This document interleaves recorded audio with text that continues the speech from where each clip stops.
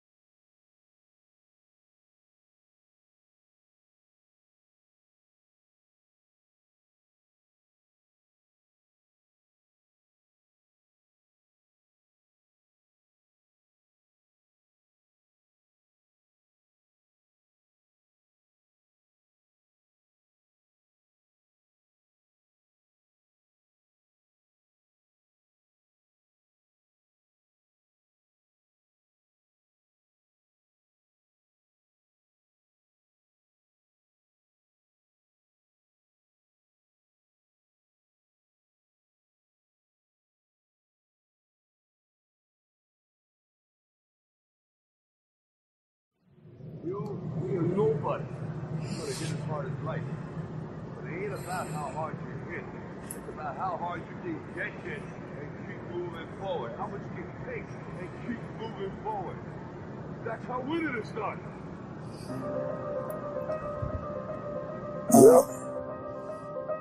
Let's get it. Let's talk our shit, man. Make it epic, man. What? Let's do it. Say, bitch, I'm talking to you. Find your place, sit silent, and listen to truth. Spit no game, all silence. I whisper to you.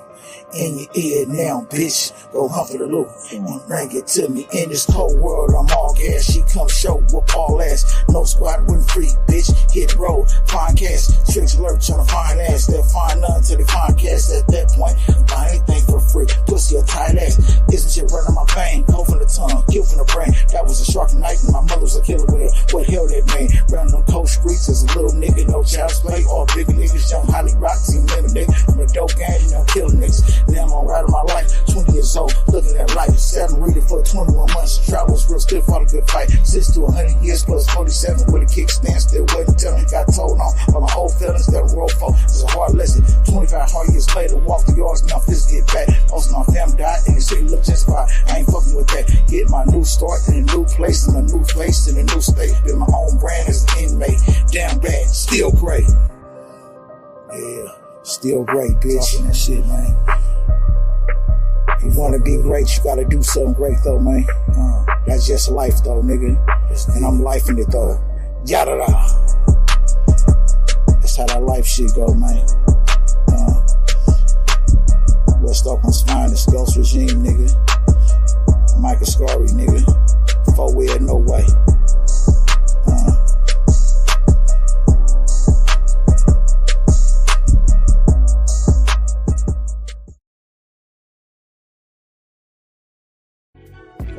No way too. One time I been down bad but wasn't breaking. I ain't here for you suckers and they ain't try to race me. My banner fly high, ever waving.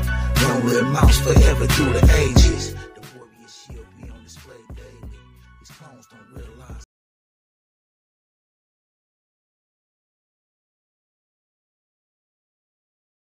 Fake it, and be die. Power grid changement, seeking to separate the body nation. Forever through the ages, the warrior shield be is forever waving. Long live mouse forever through the ages. The warrior shield be on display daily. These clones don't realize I know fake it. Can be die, power grid changement, seeking to separate the body nation. Took mouse death to see they hit agendas. Spitting the oath, but really opposition. Some career guys but had money. Building teams with dope fiends, crash dummies. Agents of Uncle Sam, Obama niggas. Infiltrators from day one like Sherman niggas. Scarecrow leaders, got us follow niggas. We ain't never been equal, I've been behind you niggas. We making amends, we clean the house, nigga. All you scabbards and scrubs, it's time to bounce, nigga. All we are getting in blood, no word of mouth, nigga. All that talk is done, it's time to route niggas. All you African dead, evil lost spirits. The evil journey began, like Satan call a nigga. Call it cool revenge, yeah, for mouse, nigga. From the streets to the pen, we time to route niggas. We ride with V, the true identity leader. Who hold that cape on that mouse spirit. Original leader, he was overseer. Only one of his kind, back when she was evil. The soul rock hate love and try to reach it. Only thing y'all did was buy the hand and feature. Cowards in power over weak clicks. Elite is wolf rats who all snitch. And height of the high lips, you all bitch. He can have y'all niggas, y'all ain't worth shit. Just a mound of dirt bags and dog shit. Snakes and fleas, y'all live in ditch. Policy dodging, trying to flip the script. And fucking committee, y'all don't run shit. Running from script, y'all sink shit. And reeks of cattle, boss by a bitch. The warriors hunt now, y'all pray. Like demons, in dreams where y'all lay. Y'all play me, y'all play with danger to overcome back to punish y'all and maim ya. Monkey undercovers infiltrate, but ain't no coming fighting this bitch put in the grave. I'm the plan's danger. Crocodiles in these wastes in the agriculture river. That's a pack that's gonna get ate, nigga. Oh well, no way, nigga. I'm on you niggas line, nigga. I'm on you niggas line, man. Ain't no resting, nigga. Period, nigga. Warrior don't rest, nigga. I was nice that first time around, nigga.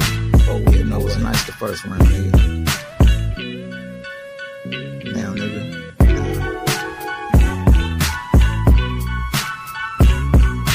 It's time to stand on business, nigga. It's a call of arms to all my warriors, nigga. It's time to stand on business, nigga. Period, nigga.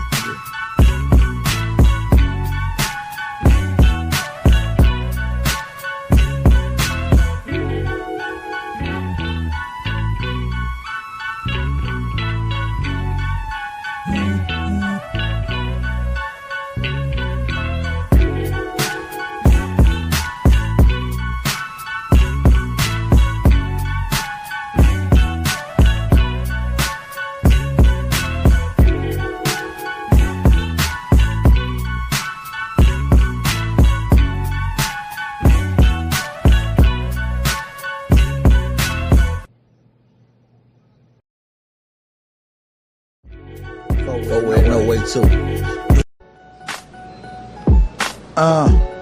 Yeah. Michael Scar up in this bitch. Back at it, nigga. Back at it like I never left though. Back at it, though. You feel me? Check me out. Floormatic shit, let it have it rip when it's savage spit. Turn you mackin' rappers into flies cause you rapping shit. I'm the chosen one to establish the rap for Papa kids. Backing rappers wearing their makeup and acting like a bitch. Never cross my nicks, I can never switch. Face every trial y'all ran from and did the bid. Nigga, 25 years later, still up in this bitch. On the countdown, get ready, you about to see the kid. Time to set new standards, start a new trend. Cap ass niggas out there do number one kids. The ladies harder than y'all like they didn't do a minute. Got these rap niggas in dresses and wearing dreaded wigs. Ain't no cure for you niggas, y'all a living dead. Time for an ethnic cleanse and we can move ahead. Y'all hate these words, I see it how it is. I can't be bought, but thank you for the bread. Ain't no safe place for a sucker in my environment. Rich niggas stuck in the tank full of piranha men. We about to tax y'all souls, but I don't plan to see it. That's a loss to the sideline, that's our punishment. About to turn the bone on you niggas until you acting right. Yeah, if you're 2 feet tall or big as Kimble Slice. Superb with a blade, and I love to slice. Like to make it slick for the neck, bang, better night. Free the prisoners, awake it in the soul. Cut the belly of beasts and let them see the light, nigga. They was happy, we was doing light. Scared and the bitch got free, and I ain't playing nice. When I get free, motherfuckers go pay. Better have my feet, I want to see the light. Make a sucker nigga shake at night. Praying death cast they dope so they can sleep at night. Free the prisoners, awake it in the soul. Cut the belly of beasts and let them see the light. They was happy, we was doing life. Scared and the beast got free, I ain't playing nice. When I get free, motherfuckers go pay. Better have my feet, shake about the light. Make a sucker nigga shake at night. Praying death cast they dope so they can sleep at night. Free the prisoners, awake it in the soul. Cut the belly of beasts and let them see the light. They was happy, we was doing life. Scared and the beast got free, I ain't playing nice. When I get free, motherfuckers go pay. Better have my feet, stay about the light. Make a sucker nigga shake at night. Praying them past they dope so they can sleep at night. Sleep at night, bitch. Another one. Another one like the other one, man. Like a scurry that got this shit though, man. Ghost regime, man.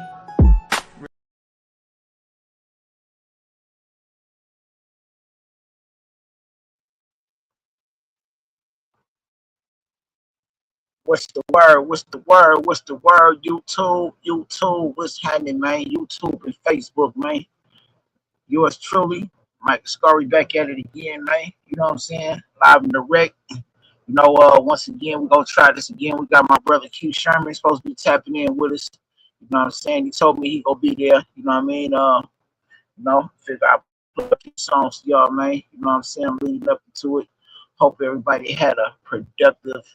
You know what I'm saying? For those of you that are fathers, man, I'm talking about the responsible ones. I don't care about the deadbeat niggas, man. The niggas who just, you know what I'm saying, just happen to be donors, man. I'm talking about the active ones, man. You know what I'm saying? But included in that also include the mothers in there too, though. You know what I'm saying? I'm talking about the mothers who do double duty, though. You know what I mean? Which I know about that. Shout out to y'all, though, man. You know what I'm saying? My mama was one of them, though. You feel me? You know what I mean? Long live young, you feel me? You know? And Allah have mercy on our soul, man. But fatherhood is very important, man. You know what I'm saying? And that's another great feature about my brother who I was supposed to be interviewing tonight, man. He's a great father, man. You know what I'm saying? You know, nothing else, man. You know, one thing I know for certain is that, you know what I'm saying, one thing that drives him is that little girl he take care of, man, in that household, man. So salute to him, man. You know, it ain't nothing like it, man. You know, it ain't, parenting itself is a special privilege, man. It's a special rite of passage, man, for every soul that get the journey through this life, man. You know what I'm saying? I hope that those of you who get the opportunity, you know what I'm saying, to full use of it, man. It ain't nothing to shun. I know you got all these rap niggas and all these rap songs that be, you know, bashing women, bashing baby mamas. You got niggas nowadays to be talking about he was raised up by a single mother, nigga. I was raised up by a single mother too, nigga. And some of you niggas that was raised up on both of your parents is as fucked up as anybody else, nigga. I'm just saying, not to get away from the point that I'm making. You know what I mean? The point that I'm getting at is that parenting is a very special thing, man. You know what I mean? You know, especially amongst our people. You know what I mean? You know, I'm from the generation where it was literally a village raising the cub, man. You know what I mean? We need to get back to that. We gotta go back. We gotta reconnect with the disconnect, man. You know what I mean? When we broke away from the things that work for us, man, that's when our community went to shit, man. You know what I'm saying? The world over though. You know what I'm saying? Especially in the United States, man. So I'm talking to those of you that are from around the country, man. You know what I'm saying?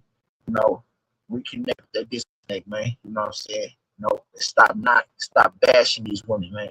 And start applauding these women, man, who for however they living. They may be at the top of their shit, they may be at the lowest, but I know some that ain't at particularly at their best. They ain't at their best, you know what I'm saying? But yet, one thing for certain, one thing for sure, is that they are taking care of their little ones. You know what I'm saying? You know, unapologetic, no excuses. You know what I'm saying? They ain't putting it on nobody. They ain't, you know what I'm saying? They ain't leaving that shit up. You know what I mean? They handle their shit however, man. They making all worthy sacrifices to do it, man. So, you know, my salutations, man, to you mothers. You know what I'm saying? I love all y'all queens, man. I especially love mine. I love my queen, especially, man. You know what I'm saying? Oh, man, hit differently, man. It wouldn't be no me. It wouldn't be none of these niggas to talk shit, nigga, without y'all, man. So fuck what they talking about, man. So, you know what I mean? But it's about the fathers, man. Those of you fathers, man, that are handling your bitch, man. You know what I'm saying? Salute to you. There are fathers, man, who are single parents who take care of their kids too. You know what I'm saying? But you know about that. Shout out to my brother TL, man. You know what I'm saying? Shout out to my big bro Vitani. Shout out, you know what I mean? Shout out to every father, man, who did that. Shout out to my uncle, man, who did that. You know what I'm saying? You know, salute to y'all, man. Real though. You know what I mean? Like, you know, man, ain't nothing like it, man. I'm telling you, your kids never forget that shit. You know what I mean? But waiting on bro to pull up. You know what I'm saying? Might have to tap out. You know what I'm saying?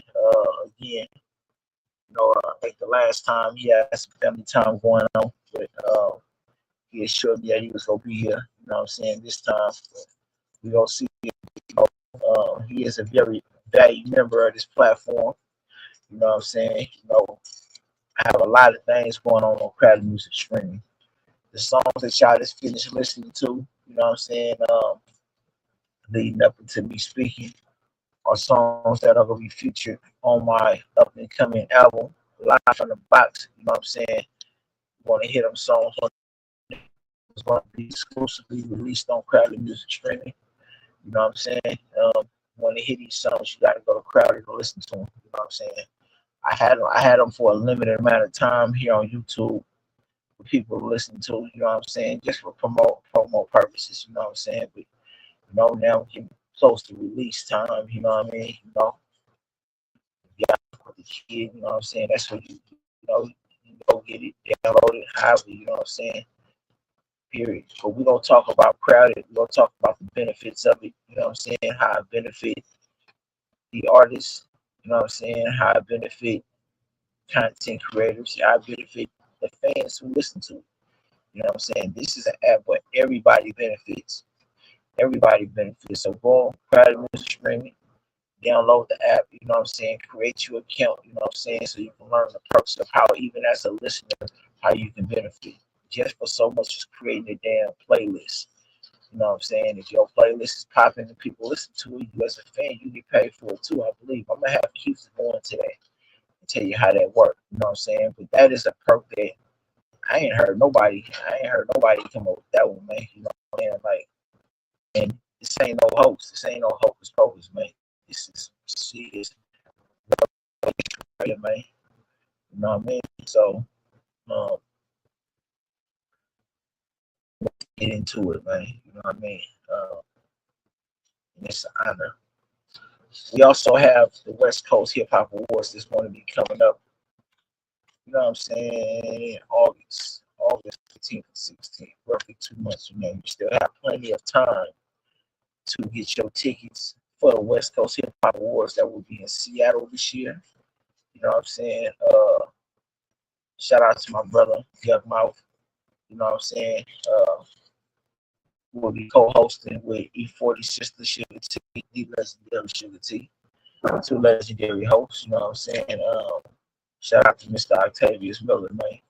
Long live Sigrid Miller, man. SMP's finest, period. You know what I'm saying? So we got that going on. What else? What else we got to talk? We got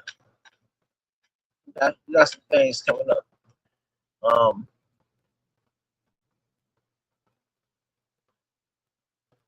I want to have some follow-up interviews with some people. You know what I'm saying? Um, look forward to a follow-up with Mr. Ken Ivy, aka Mr. Pimpin' Ken, sometime in the near future. Who know God willing, you know what I'm saying, in circumstances permitting, we'll be pulling back up on us once again. You know what I'm saying? Um, you know, I'm gonna spin a block on damn near everybody who's been on here, man. You know what I'm saying? We got more people, you know what I'm saying, to come. You know, so intend on getting yours truly, Yuck Mouth on here, man. You know what I'm saying, on a platform. You know, which I can't say enough about that, man. You know what I mean? You know, this somebody who I literally grew up on right here, literally. You know what I'm saying? You know, Mr. Yuck Mouth himself, man, of the Loonies. You know what I'm saying? Raging Dragon Gang General, though. You feel me? Um, it's gonna be dope though. But I'm about to let me go hit bro real quick, and I'm gonna be right back at y'all, man. Give me 1 second, man. Hold this down for me. We got more messages up here. Let me see.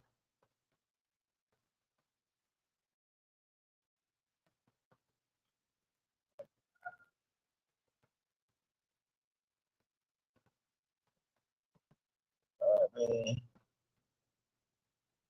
happy Valentine's Day. Happy Valentine's Day, my man.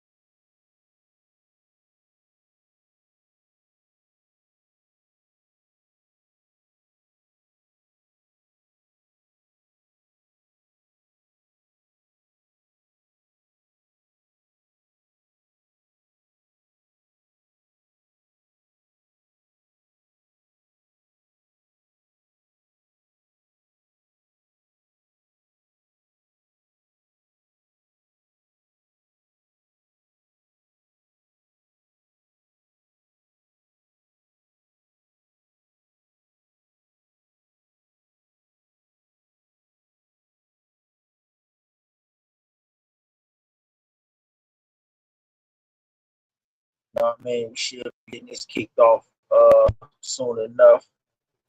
You know what I'm saying? My brother should be on his way at any moment. At any moment, man. Let's see. I'm surprised I ain't got more shit uploaded up here, man. Let me see what else can I play. We have a request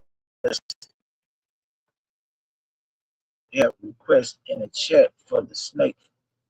Let me see if I have the snake up here. Let me see if I have that downloaded. Do I have that downloaded? I don't think so. We'll see. Do I have the snake downloaded up here?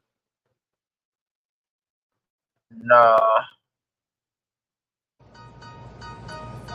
Well, well, about to talk our shit. Let's talk our shit, nigga. Well, the police go to hit the street.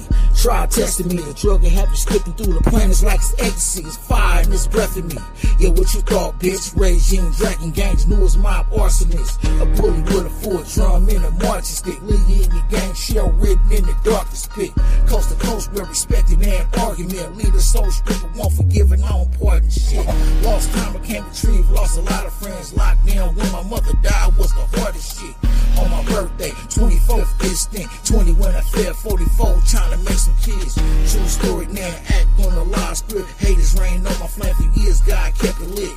Evil thoughts put the paper as I ponder sin. Stand through my folks in prison yards, I from the dead. See the strongest man fold my predicament. The first rule of doing this hard time, you never quit. Ain't no middle ground, firm or your land stiff. Only from Allah comes strength, and he don't owe you shit. True testament, too deep for measurement. The path too high for your feet, so never step in it. They'll lose a one tough guy, you be regretting it. You ain't gotta like my side, but go respect it, bitch. Told the line quick, cause we love to find shit. Apex predators, hard line for time spent. Most of the family died with how your mind spent. Still kept a balance, cause time gave your mind strength. Never crossed with niggas, never had a kid. Served over half of my life, serving 100 years. Add 47 to it with a call stick. 2 different cases, 1 trial and lost it. Years following the pills till exhausted. Stuck, had me pondering life and what it cost me. I ain't gonna lie, for a minute, nearly lost it. I can never vision it quit, ain't an option. Do the crime, do the time. I was taught pimp, gave her to a body, get picked 12, no talking. Point fingers to pussy to face charges. The real nigga on that scene in this walk, bitch. Yuck said, Mike, go ahead and talk to him. I ain't even scratched the surface yet, so walk with me. Walk with me. West Oak, Ghost Town. It's another one. What? Michael Scarby, Ghost Regime's finest. She got a life, man. Intro. Regime, nigga, intro. Y'all thought I was done? Never. Regime life. Ghost Regime, nigga.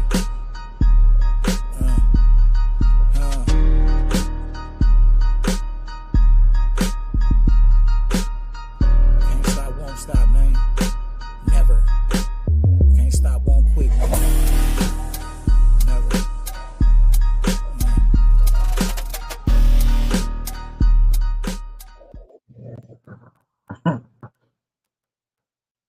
I don't know why I like that beat so much, man. That beat go hard. That beat go hard. I had to focus for it, man. I couldn't just let it. I couldn't just let that motherfucker. I had to hit me on that motherfucking beat. You know what I'm saying? So, I mean, I hope y'all enjoyed it much. You know, somebody told me the verse didn't really go with it. I don't know. You know what I'm saying? It's never I behold it, man. You know what I'm saying? However, I did rap that same verse over another beat, which if you listen to the album, you'll notice that I'm making a remix on it. You know, but like I say, I think I said last time, you know, I'm still new to recording. I'm not new to writing and rhyming, but I am new to recording. You know what I mean? It's an honor. You know what? I don't even remember where I sent the link to this motherfucker. Now I'm sitting here thinking about it. Let me make sure I send bro this link.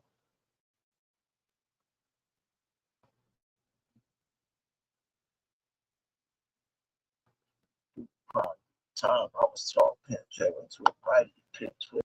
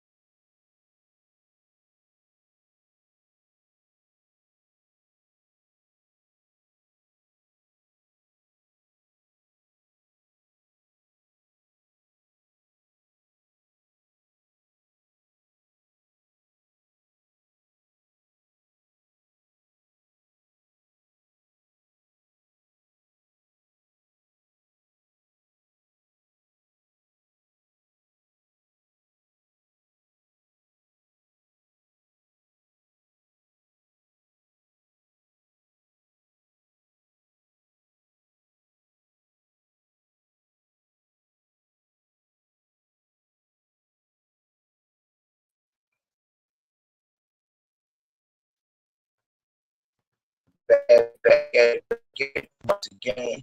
Um, just been notified that something's about to jump on instant in the nearest instant.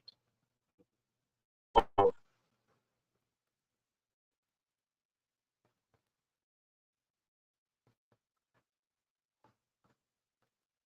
just sent my lady the link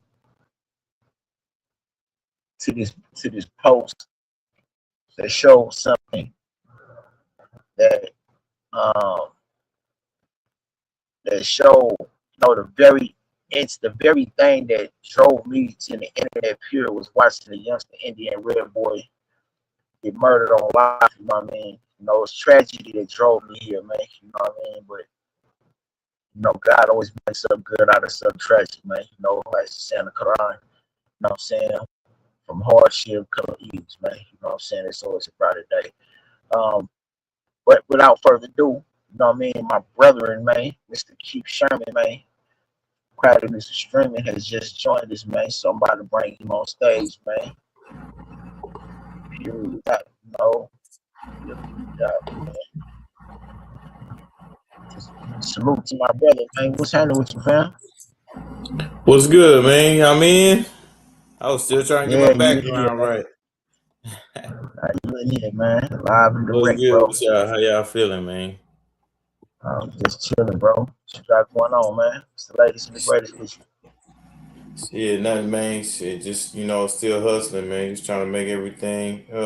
Not trying, but just putting things in place. Getting ready. Trying Gotcha. to do as much work as I can for the summer. Getting ready for the West Coast Hip Hop Awards. You know what I'm saying? Getting ready to, I call it a family reunion. You know what I'm saying? Getting ready for our family reunion out there, man. And shit, that's it, man. Spending time with the fam. How's it going for you? Gratitude is the attitude, man. As Spider Local would say, gratitude is the attitude, man. No complaints. No, every Yeah. day I'm able to do this again, man. It's all progressive, family. You know what I mean? I was just giving a prelude to the West Coast Hip Hop Awards. You know what I mean? Letting them know about the upcoming award show that's coming up in August. You know, shout out to Mr. Miller, Mr. Octavius Miller, that he is once again. You know, what specifically do you do at the West Coast Hip Hop Awards? Just bring awareness to crowded streaming and the benefits that each person can experience. If they choose to join a platform. I'm there to, of course, fellowship and network with our people on the West Coast. You know what I'm saying? Everybody we made relationships with. Shout out to Mr. Network and Mr. Miller. Number one. You know what I'm saying? Mr. Benjamin over there at Seattle Music is Real. Shout out to Mary Base One. You know what I mean? Jay Wavy. Hustle. You know what I'm saying? Shout out to that side of the team. Dog 'em out beats. Everybody. Just fellowship and just spread awareness about the latest updates with Carter streaming and you know what I'm saying, the latest on their accounts and stuff.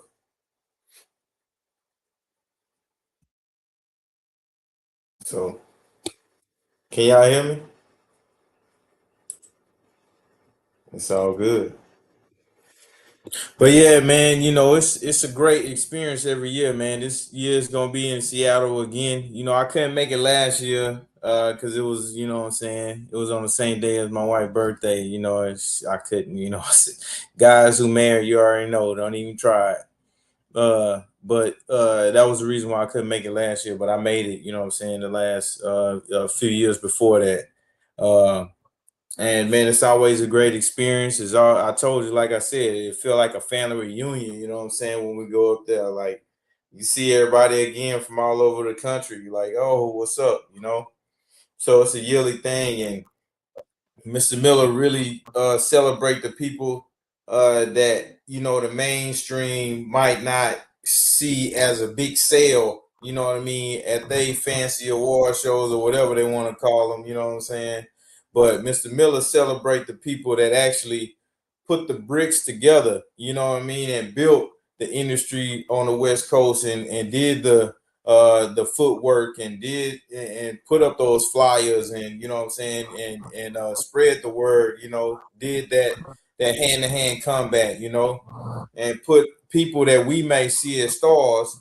Mr. Miller celebrate the people that put those stars in place. You know what I'm saying? And his you know his statement, his quote is always, you know, come where you are supported and come where you're wanted and not tolerated. You know what I mean? So it just feel like a What, family what, what, event instead of just what, a what's commercial award he show. say? He specifically come where you celebrate, not tolerate, man. You know what I'm That's saying? right. Which is absolute Come fact, where man. you celebrate it, Saying not come where you tolerate it. celebrate. You know what I'm saying? Straight up, So, you straight know, up. and you know, even with me, Mr. Miller, you know, he on the same type of time, man. We ain't selling nothing. You know what I mean? We building from within, and we working together, and just building our network person by person. You know, brick by brick. You know what I'm saying? So he resonated with me, so I'm always gonna be down, you know, with the team. You know, I haven't been to Oakland yet, but I'm gonna go at least 26, 27. I'm gonna be out there in Oakland. You know what I'm saying? Mr. Miller, give me a tour out there. You know, so you know, it's just you know, I'm locked in with y'all. You know what I'm saying? The Ghost Regime Network. You know, my man Micah Scar. You know, all of that came through. You know, Mr. Miller. So anything that I've done on the West Coast, anybody I know on the West Coast, it came through him. So he always got to get the props at the top. You know what I mean? So and that's why I always support Absolutely. the West Coast Hip Hop Awards. We're gonna have our t-shirts again out there. You know what I'm saying? If you want to get your t-shirt early, holla at Mr. Miller, hit him up on Instagram or Octavius Miller at yahoo.com. Put your order in early because we always run out of shirts. Everybody always come at the end of the show, where my shirt at, man? You should have locked in, you know what I'm saying? So this year Right. he's allowing people to order their shirts early. So Octavius Miller at yahoo.com, or you can go to his Instagram, the official West Coast Hip Hop Awards. You can also get your Ghost Regime merch there as well. You know what I'm saying? You know, That's right, and man. also, you know, I mean, you ain't lying, man, because you know, I always say that, you know, for one, just for starters, you know, giving absolute props with his due since we give him roses, you know, as far as my public career is concerned, you know, it started with Shaniqua. Shaniqua Town Business, man. Salute to sis, man. This rub, man. See that, get your shirts, man. Get your GR merch right there, man. Get your Ghost Regime t-shirts, man. You know what I'm saying? Straight up, you know what I mean? Real holler though, man. Get your shirt, and see, that's the package too. That's what you getting. You're not just getting the t-shirt, man. You getting a whole promo pack, man. Like you getting more than your dollars worth, man, when you invest in this right here, man. So, man, Yeah. I'm telling you, And um, now we throwing in the gift cards, you know what I'm saying, $5 gift cards, so you can go to playcrowder.com and spend that $5 on whatever video, song, whatever you want to spend it on, you can spend it. And that $5 goes directly to the whatever creative content you're consuming. So throwing that in. straight up. It's a no rule situation. We're gonna get into that too. We're gonna get, we're gonna rehash the breakdown the crowded. Um, I always gotta give my salutation to Shaniqua, man. You know what I'm saying? Because she got me started on this journey, man. You know what I mean? I gotta give a shout out to my brother Carlos Barksdale from out of South Carolina. You know what I'm saying? For I did my very first interview ever on his podcast on the Check It podcast, man. You know what I'm saying? If you still got that going, y'all gotta check him out, man. His name is Cost, man. Cost Barksdale, man. Salute to my brother. And with my first major interview ever. Mr. Kev Mac videos himself. So, I gotta always give homage to them guys. That's where it started at, man. Started on the platform, but Shanika got a kick started for me. She got this journey started, but specifically with my brother who we live with right now, like he said, it started with Mr. Miller. You know what I mean? I used to always holler at Mr. Miller on Facebook, man. Because I grew up listening to Seed. Mr. Miller, for a brother, man, he showed keep his brother memory alive, man. Seed has never did so much, especially Mr. Miller's here, man, period. You know what I mean? So, just chopping up with him. He introduced me to Mr. Brother Keith Sherman, and I immediately tapped in, and I'm telling you, man, we ain't looked back since, man. Like we went to my very first conversation, man. Like we went to work. We went to work, man. You know what I'm saying? I'm getting ahead of myself though. I got my brother Gambler, man. Gambler. You know what I'm saying? Everything we did on Clubhouse, you know what I'm saying? My very first Ghost Regime entity before it was a podcast, you know what I'm saying? It was a house. It was a public platform on Clubhouse, man, that we had a lot of great epic discussions on, man. And before it was the Ghost Regime, it was the Bay Area Sideshow. So it was the Bay Area Sideshow, you know what I'm saying? The first one included myself, Gambler, my sister Raquel, and another individual named Loud Kid from San Jose, who actually was the one who created the house. But once we got it kicked off and going, for some reason, Loud Kid got jealous. Jealousy always creeped me on some dudes, man, and delete the whole fucking house, man. You know what I'm saying? Which kind of fucked my head up. Gambler wanted to recreate very sideshow. I was kind of against it at first. I felt like, man, she out of that disrespect. We got to go in a whole different name brand direction. But he wanted to, since we made the name respectable, he recreated it. But however, as that situation was going on, my mind was already. That's how my mind works. I'm always moving on to the next thing. Figuring out how I'm gonna segue into a platform of my own, because I knew I was gonna want my own platform at some point. So I made that simultaneous choice, you know what I'm saying, to go ahead and create the Ghost Regime, man. And it took off. It went way better than I thought, you know what I'm saying, than I anticipated. So did that, you know what I'm saying, had a lot of epic discussions. Like you can still find a lot of them replays on Clubhouse going in. Then, a couple of years down the line, I say, I met my brother, Hugh Sherman, who's live with us, you know what I'm saying? We chopped it up, he put me on a crowd, and because I know my business with Gambler on Clubhouse, knowing a lot of artists, meeting a lot of artists, I feel like, you know what, man, shit, man. Independent artists, man. It's a gang of independent artists on this motherfucker, man. You know what I'm saying? Let's get it kicked off on here, bro. You know what I'm saying? He shaking his head, like, you know what I mean? I'm gonna go ahead, man. I'm telling you, that's another phenom, bro. It went way better than we thought it was gonna be, man. I'm talking about, and like they was just doing music reviews. They was doing music competitions, man. They, you know what I mean?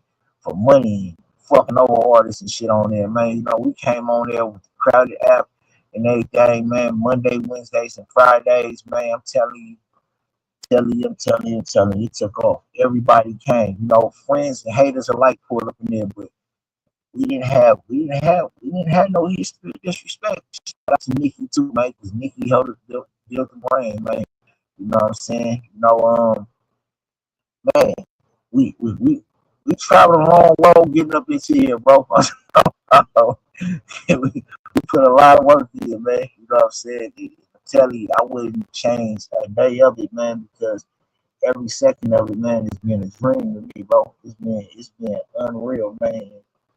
The cold part about it is that we ain't even scratched the surface, bro. And like, there's so much more shit to do, so much more to get to. Credit, for all it's done so far. It's still practically in his youth, or into your youth, man. You know what I'm saying?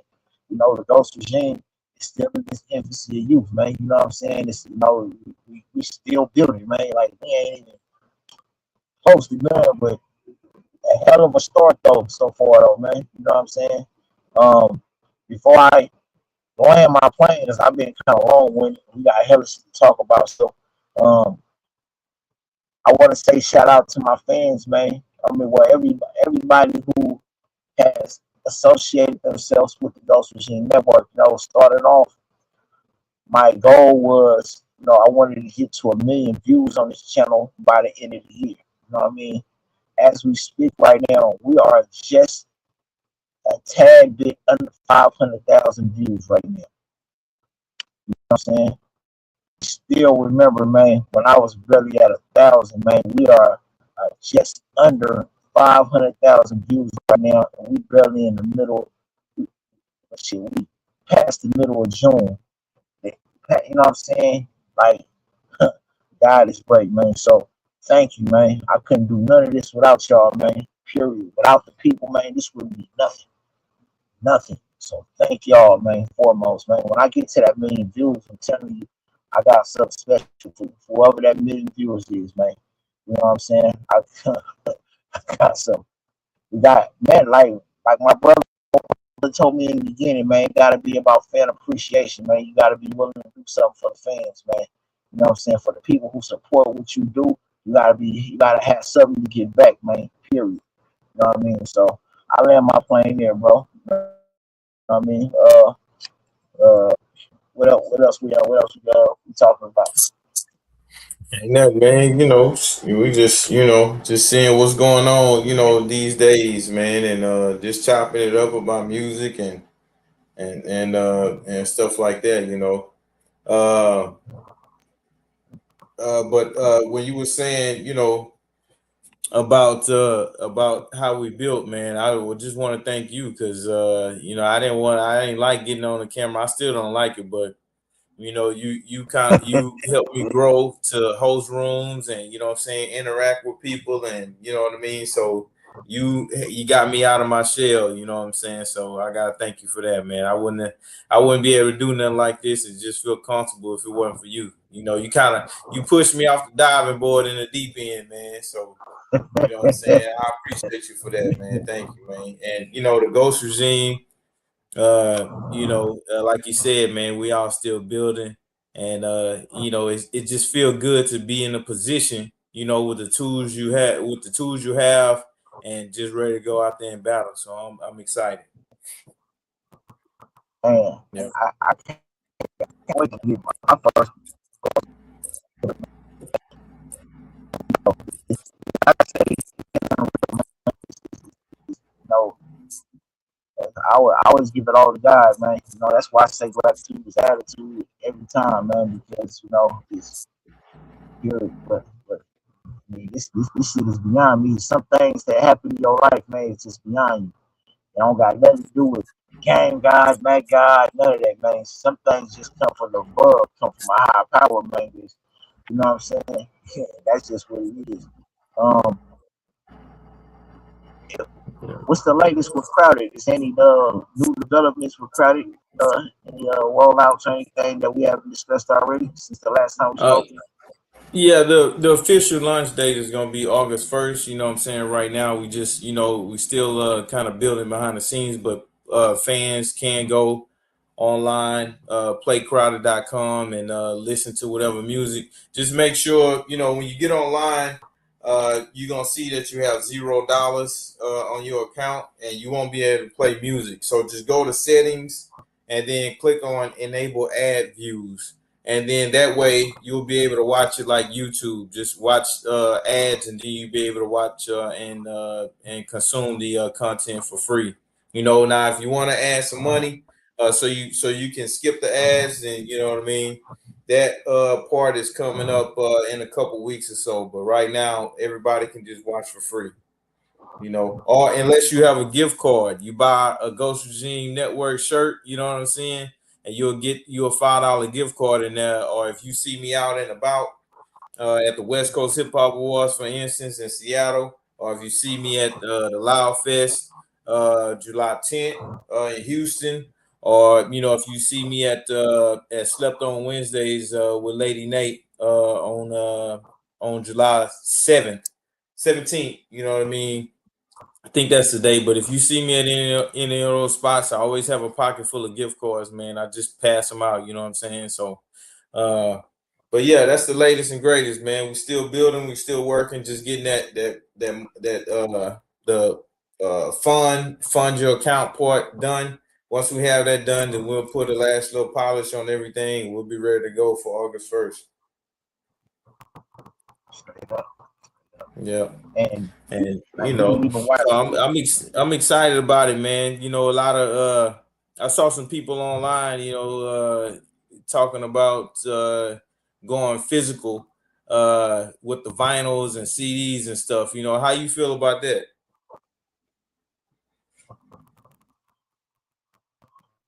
I don't CDs.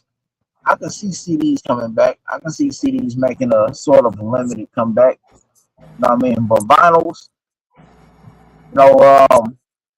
unless it's at an exclusive event, it's already, the pre-set up or whatnot. You know what I'm saying? I don't see vinyls really making a comeback like that. You know what I'm saying? Why they collect the vinyl for sure. You know what I'm saying? But it may be sort of a light trend, but I ain't buying too much in it. It's certainly not something that if I'm a stock buyer, I'm not buying too much stock into them right now. I gotta see. I gotta get more information. Now, if we still having this discussion a year from now about vinyls, you know what I'm saying, it may be something, you know what I'm saying, that I might want to pay attention to, you know what I'm saying, because that really is the litmus test for most trends, you know what I'm saying. Most of them don't last 3 or 4 months or 6 months, you know what I'm saying. You pass that 6 to 8 months, you know what I'm saying, you might be onto something, you know what I'm saying. It may either be at its peak or near its end or whatnot, you know what I'm saying. But I gotta get more information on it first. But I would see CDs coming back more. But the thing about vinyls is that if you listen to vinyls, they recorded whole songs. You know what I'm saying? The problem with that today is that we're not listening to whole songs anymore. You know what I'm saying? We might be listening to one verse in a hook, or you know what I'm saying, or whatnot. You know what I mean? Or a whole fucking hook that's disguised as a verse. You know what I'm saying? or whatnot. It's a lot of that nowadays. So I don't know. I got to see information on it. Yeah, I mean, a lot of people, and I don't know, it could just be a rebellious thing. People upset about the streaming, world. I got into the streaming world, you know what I mean, to make it fair for people. That's why we pay 2 cents a stream. Everybody complain about 0.000 this, but we pay 2 cents a stream. I think that's the fair amount to pay somebody for listening to their music, and I think the pay should be direct, like we have the peer-to-peer payment.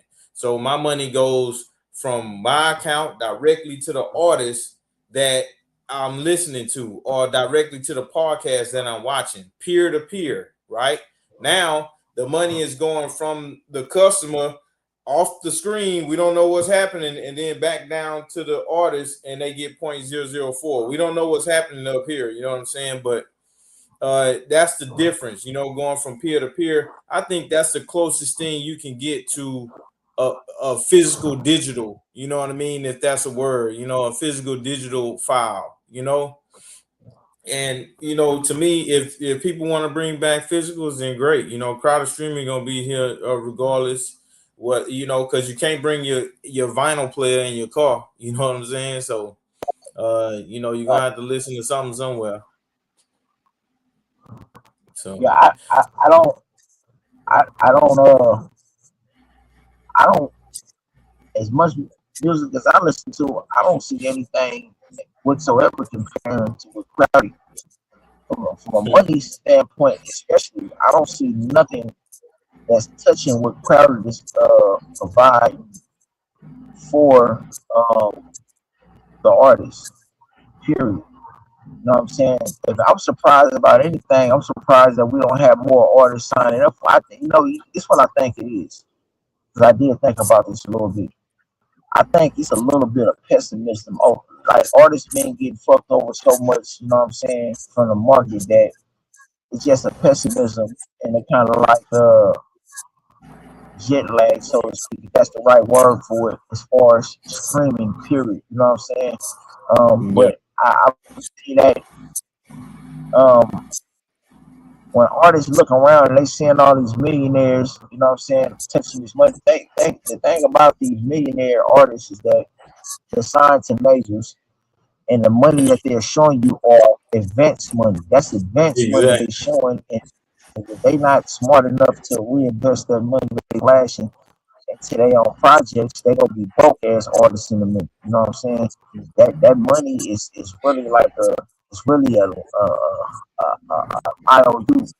You know what I'm saying? Except Mm-hmm. for the person that's investing in themselves. You know what I'm saying? So don't get caught up in what you see on that. You know what I mean? That's just that all that is promo. You know what I mean? Mm-hmm. Here, if your music is getting, if you're the type of artist that's getting like 500,000 views a video, you know what I'm saying, a day or whatnot, you gonna thrive on a shit 10,000.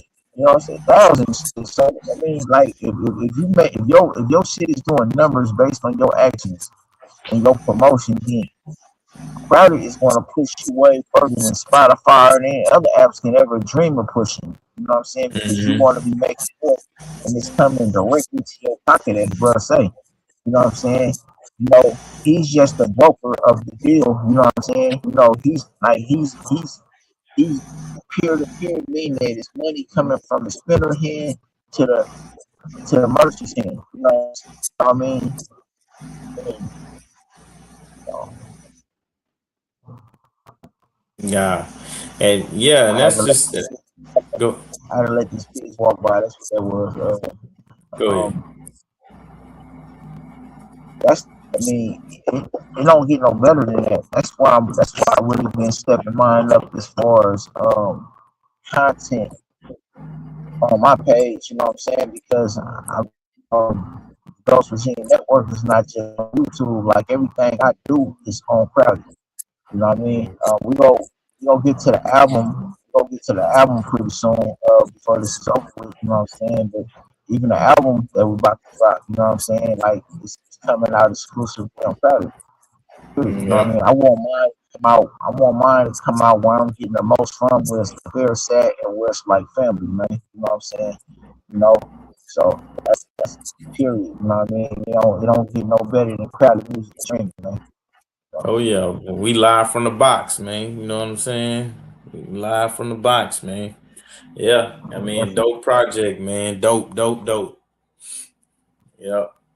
And that's how it's good to see, what I'm saying, the people who did join and the labels that joined, and I'm saying the community that we have is good to see, and it's good to feel, but it's gonna be a limit to it anyway, man. We ain't trying to go to a billion this or a billion that. Nah, we just need you know a large enough community where people understand and they share, and what I'm saying, they know where to go get that music, uh, and then that'll be perfect.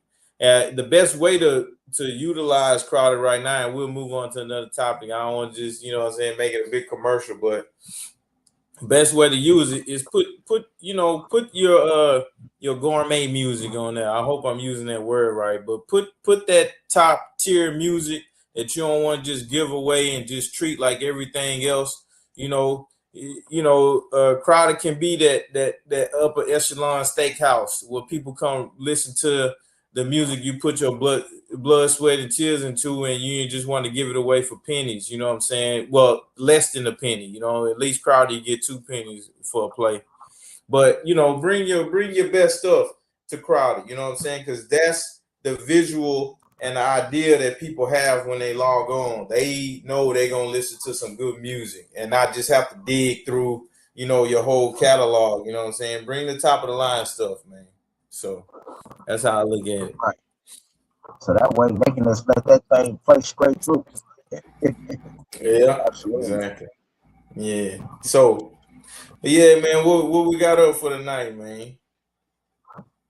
Shit, man, we see sky's the limit, man. You know what I'm saying? I know Well, we had quite a few things we wanted to talk about. You know what I'm saying? So yeah. we just get ready. Yeah. I want to talk about the music, and I'm fully coming out and telling y'all I'm a hypocrite, you know what I'm saying?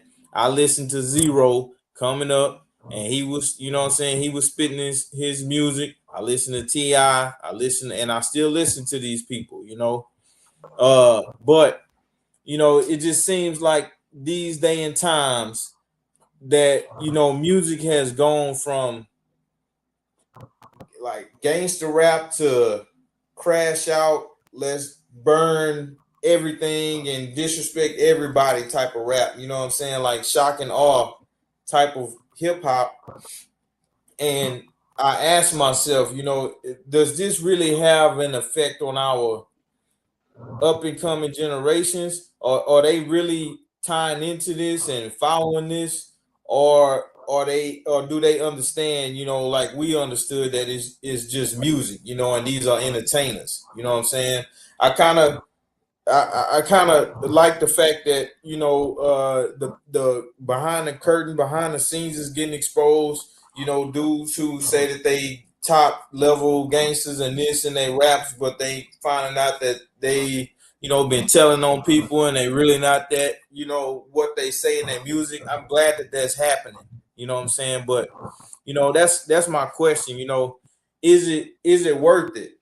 And making that type of music and consuming that type of music, and is the money worth it? And or should we just stay out of the way and let the new artists just produce their art? I know that was a long setup, but basically, you know what I mean, is today's hip hop music having a severely negative effect on the generations that's coming?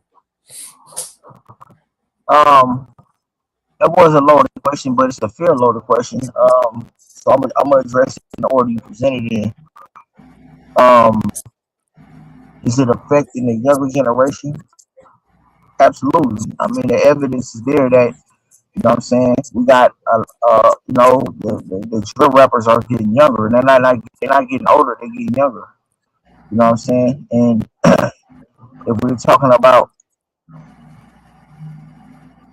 well, let me go backwards. Talk about how we got here to begin with. Rap itself is not projected to last long. We had a lot of people who said that hip hop or rap or whatever you call it wouldn't last long. They thought it was just something that was just going to come and go. It stayed. Then it went from hip hop, you know what I'm saying, conscious rap to gangster rap, which they said wouldn't go last long, but it stayed. You know what I'm saying? And from there, you had, trap music, another genre of hip hop, you know what I'm saying, bounce music, boom bap, all these genres been thought wouldn't go stay.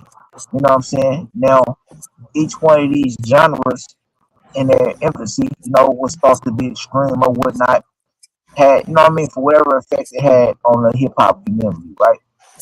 Now have drill, which, you know, in its infancy come as hip hop. We started in New York. Gangster rap started in my opinion, the South and West simultaneously, South and West Coast simultaneously, so to speak. You know what I'm saying? Drill started out of Chicago. You know what I'm saying? From dude who was literally at war with each other, literally at war with each other. For the first time, in drill separates drill is, in all of other eras. All your favorite hip hop artists, take all your favorite gangster rap, NWA or whatnot. You know what I'm saying? You know, they jumped in a rap game in order to get out of the streets. That was they Mm. ticket out of. You know what I'm saying? You know, and they tell you that. You know what I'm saying? If I wasn't writing rhymes, I'd be in somebody. You know what I mean? Be in somebody's house, somebody's trap house, and whatnot, right? Drill. You know what I'm saying? You know, they bringing the streets directly into the studio. You know what I'm saying? They ain't just bringing the streets; they bringing their dead oppositions into the studio with them. So you know what happened?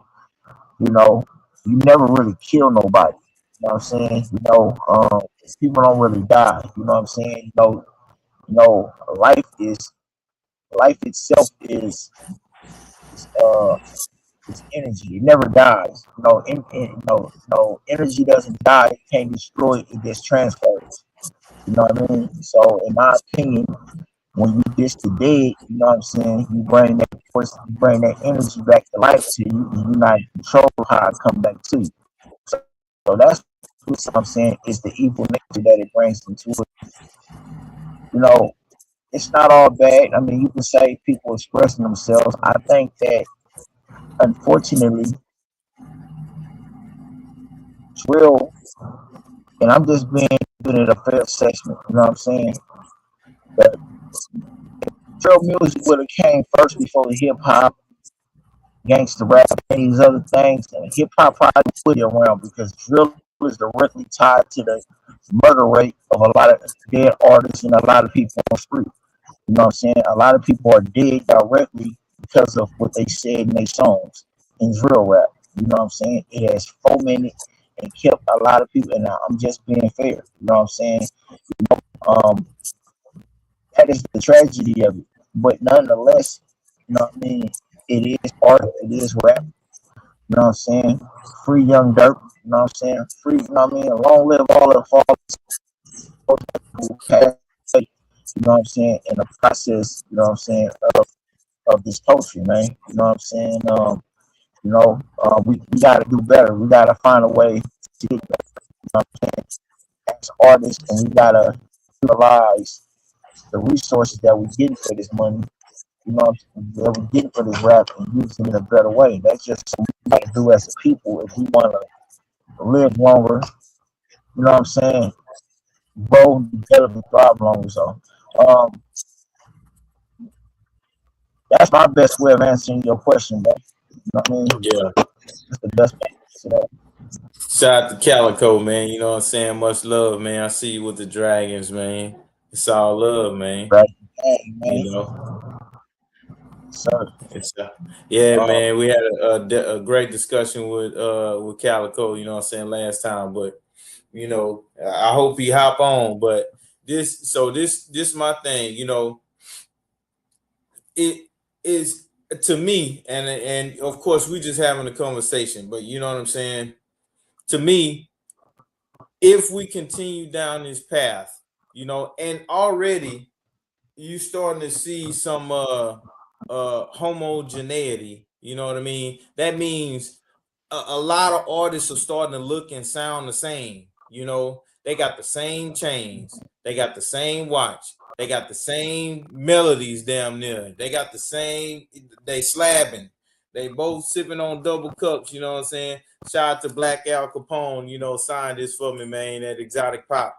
But they all sipping on double cups, you know what I'm saying? They all doing this, they all doing that. It's starting to look all the same. And to me, if we go down this path, man, I think that this new generation can really drive hip hop off a cliff, and hip hop can literally die like disco did. You know what I'm saying? Disco died. You know, they killed disco not for reasons, for the same reasons, but I'm just bringing that up to let you know that a music genre can get killed off. You know what I'm saying? And I think if they keep going down this right. path, man, if they keep going down this path, that hip hop can eventually get killed off. You know, how many times can you say, you know, the same type of subject matter? You know what I'm saying? But shout out to people that I listen to, man. You know, I don't want to go down the whole list, but somebody that a lot of people know, you know, like Larry June, man, he, you know, he one of my favorite artists right now. You know what I'm saying? music and art don't sound the same as what we see, with the masses in hip hop, and artists like him and other people, you know what I'm saying? He can keep the genre alive, but if these other people keep going down this path, man, I think hip hop might get left for dead, man. That's just my opinion. And I don't like the fact that the lyrics go from the booth into the streets. I don't like that either. You know what I'm saying? Somebody might come on here and say that that's a necessary part of it, but I don't see how that's a necessary part of it, man. You know what I'm saying? I heard this term, I don't know where it came from, but I used to hear somebody talking about banging on wax. I think it came from Oakland, matter of fact, I don't know. But banging on wax to me is a fair thing. If you gotta battle somebody, you can battle somebody. Now banging on wax started in Oakland. Banging on wax started in Los Angeles with the Crips and Bloods. You know what I'm There saying? you go. Well, you can actually go and find banging on wax between the Crips and the Bloods. It came out in the mid '90s, somewhere. I was just talking to one of the main people from Banging on my brother, my big bro Mark, who just got out, man. You know what I'm saying? He was rapping with Brazy B Brazy, rest in peace, and some of those original dudes. A lot of those brothers that was on those albums are no longer with us no more. You know what I'm saying? They was at a time where gang banging was it was hope that banging on wax would actually no, it's drill culture in and of itself at that time. You know what I mean? But the Bay Area was what the Bay Area is known for is not any kind of drill. Or the Bay Area is known for anything is known for its compilations. That's when we were at our best. You know what I'm saying? West Coast Bad Boys, the Herb compilations, and things like that. You know what I'm saying? The gang banging missed our section because we did not allow it to come within our Bay Area borders like that. Yeah, we pushed the hard line. You know what I mean? I commend y'all on that, man. Shout out, yeah, I commend y'all on that, man. You know what I'm saying? And while I'm talking about this, I do want to, shout out to the legends from my region, you know what I'm saying? Lil Kiki, ESG, you know what I mean? The Screwed Up Click, Rec Shop. They didn't lead us down that path, you know what I'm saying, of just overly being violent. Zero talked about what he would do, to defend himself, but he wasn't just, going out there just getting on people, you know what I'm saying? So, just our culture down here, they didn't really push that on us. They told us it was cool to just be, just chill. Of course, they had things going on, but they kept it out of the music. So I do have to, give a shout out to the people in my region, man. Screwed Up Click, Rec Shop, Swisher House, you know what I'm saying? Dope House Records, they the Coffee, you know what I'm saying? Coffee Brothers, rap a lot. They had issues going on, but they kept it out of the music, So I gotta show love to my region down here, man. I appreciate y'all for what y'all did, But right now, the upcoming artists, they don't have that choice. You know what I'm saying? If you like Dirk and how he rap, or if you like, you know what I'm saying, certain artists and how they rap, then you have no choice but to hear what they rapping about, And then one thing you hearing it coming out of the speakers, and then you seeing them actually doing this stuff in real life. Like Lil Durk really in jail right now for murder, you know what I'm saying, for conspiracy of murder. And he was talking about conspiring, allegedly, you know what I'm saying? Some of his lyrics have been used to allude to the fact that, maybe he was talking about certain situations in his music. That's a whole type of dimension that we didn't have. We just heard it in the music, but we didn't hear it and have it validated right in front of us. You know what I'm saying? I think this what where my relevance in the industry comes in at. You know what I mean? Because I always wonder like, what's my place in it? And it's areas like this where because of my 26-year stint, you know what I'm saying? I was convicted in huge part because they used my rap lyrics against me that had nothing to do with anything that I was charged with. You know what I mean? So I'm a recipient of exactly what Dirk is going through. I've been through that. You know what I'm saying? I've served the sentence behind it. And I know how they use murder. Now, to be fair, because I'm a Dirk fan. I listen to his music. Like it grew on me. Initially, I wasn't a Dirk fan. I was more of a King Von fan than a Dirk fan. But Dirk music just grew on me. You know what I'm saying? Dirk music is more because he's lost a lot of people. Man, them dudes really lost a lot of people. Those were like a lot of people. Like you know what I mean? Just like the other side. You know what I'm saying? Like I pay close attention to Chicago rap drill. You know what I'm saying? Like a lot of people, like you look at them FBG Duck videos, damn near everybody in the videos for brothers dead, including himself. You know what I'm saying? Like a lot of like it's real in this music, man. This ain't no like you know what I'm saying? Like, it's a lot of hurt that goes into a lot of that music that's going on, man. So it's I'm a person who has actually suffered himself from the system for them using your art against you. You know what I'm saying? That has no business getting used against you in trap. You know what I'm saying? And at one point, it wasn't relevant. It was considered fruits of a poisonous tree. But because there is so much self-snitching from individuals going on today, because there's so much of that, you know what I mean?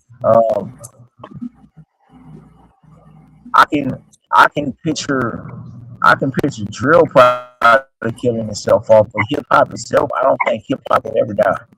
I don't think it's ever going nowhere because there's so many variants of it, there's so many different styles, so many different things to talk about and rap about. It's just that artists need to find more variety in their own bars. Artists need to recreate themselves as artists and find more things to talk about. It's just like I told you, Keith. I said, man, you know what I'm saying? I gotta phase myself out of talking about this, you know what I mean? Like this angry shit, you know what I'm saying? Like when you listen to my music, you can tell it's directly associated and tied to the pain of what I went through for over 2 decades, you know what I'm saying? But at some point, you know what I'm saying, we have to move forward because it's more to life than just this shit, you know what I'm saying? You know what I mean? So I said myself, I'm just getting it out my system. But eventually I'm gonna segue, but that's what the artist gotta do. But hip hop ain't gonna never die. Having said that, salute the network. Thank you for pulling up, bro. Absolutely. What's good with you, bro? So with Michael Scar, man. What's up with K Sherman, man? What y'all cats got going, man? Man, we chilling, man. We just sitting here talking about, this the state of hip hop right now and the subject matter that's coming out and Right. how it's not tied to the streets, but a duplicate of the streets or whatever you want to call it is really the streets. We're just trying to make sense of it. Who fault is it, or what kind of effect will it have on the generation? How long will it last? That's really what we're chopping it up about. I think Mike made a very good point about as far as why hip hop would never die, and hip hop as a whole versus subgenres of hip hop like drill or crunk or this or that. Those will be subgenres of the main genre, which is hip hop. The reason why some of those may die, but never hip hop as a whole, because hip hop is a juggernaut. What it has unique to itself, unlike other genres of music, is that it has every other genre's strengths and none of its weaknesses.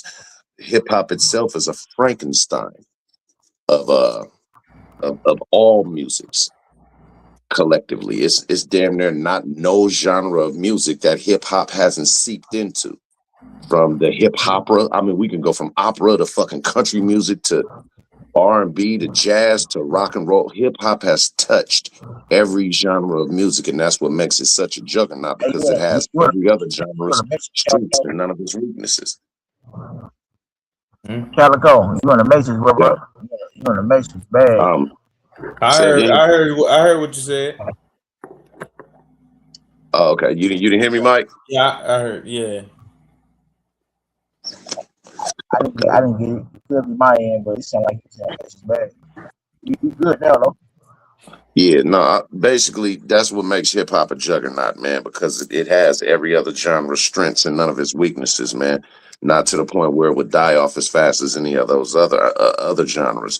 And what it has as a safeguard, unlike a lot of other genres of which we were the ones who originated as well, from jazz to blues to R&B to rock and roll, is that it's a lot harder to come and gentrify hip hop.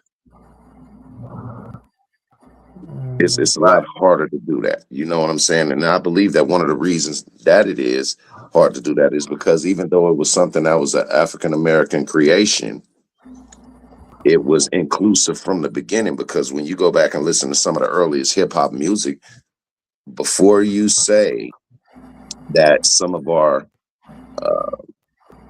Caucasian Caucasian counterparts aren't invited, then we would have to look at the definition again of what a culture vulture is. And would that be using someone's music in order to, to create an advantage for your music? Well, then what was hip hop started off of?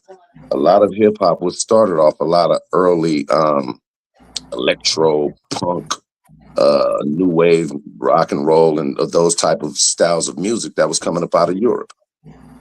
You know, when you go back and listen to beats like by Kraftwerk, when you go back and listen to beats by people like that, a lot of that was what laid the groundwork for Searching for the Perfect Beat or Planet Rock and all of that shit.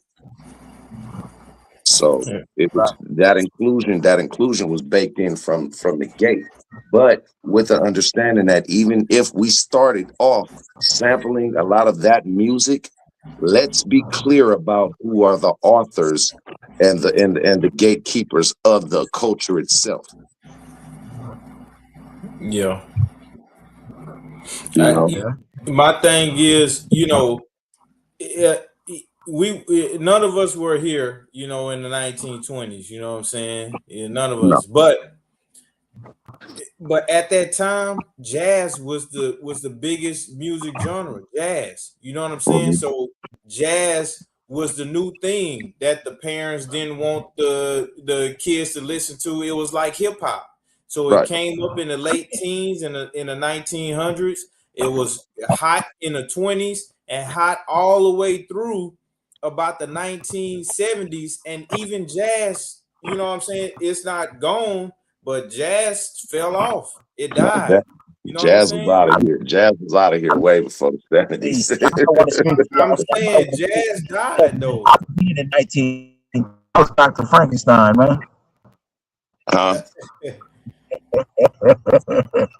would say jazz had maybe about a 25-year run, maybe 30. So that would put it from the 1920s to the 1950s. By the time the 1950s ended, it was rock and roll had started.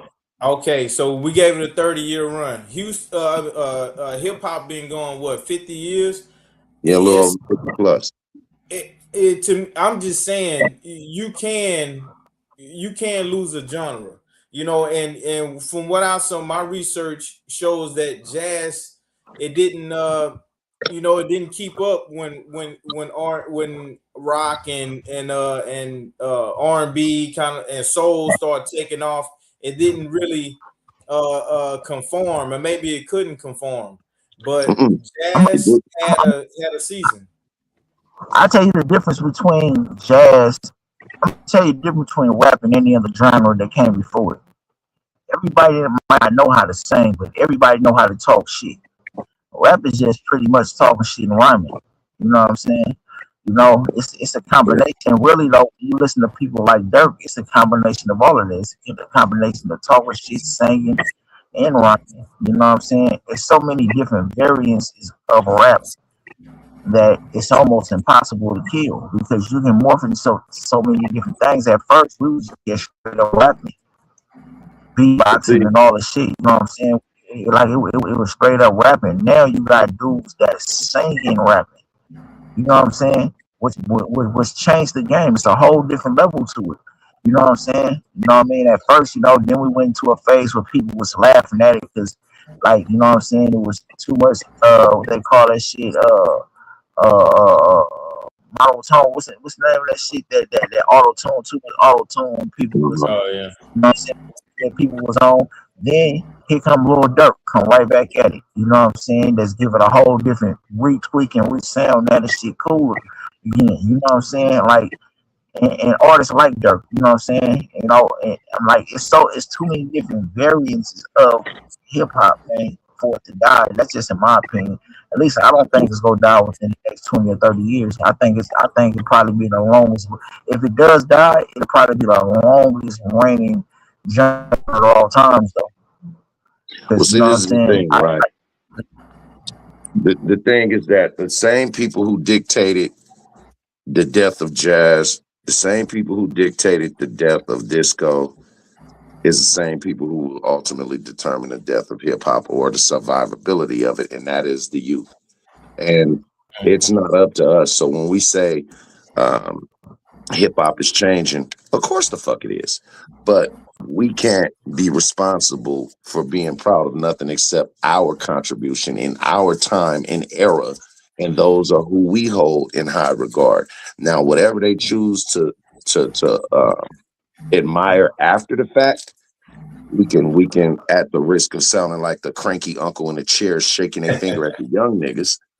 But we were the young niggas too at one time. It's just what I think this generation in particularly has unique about them is that they don't give a fuck about the people that came before them more than we did. We had a lot more respect of the ones that came before us, but we still moved the genre. We still moved the needle. So it would be unfair for us to say when it was our time, nah, man, we not finna do the rah. We finna do the here's a little something about a nigga like me. We finna do it different than y'all old niggas do it. But salute to y'all. As to where this newer generation is, fuck everything that y'all niggas did before us, nigga. If it ain't nothing we did, it ain't relevant. We don't care about it. So it's a lot less respect for the ones that came before them, as far as I can't shotgun spray the whole generation of these youngsters, but a lot of them have that mentality. But it's up to them that ultimately dictates. Like, we can sit back and say mumble rap is trash, this rap is trash, that rap is trash. But if it's what they like, what they enjoy, what they purchase, what they listen to, then nigga, we had our run. We had our fun.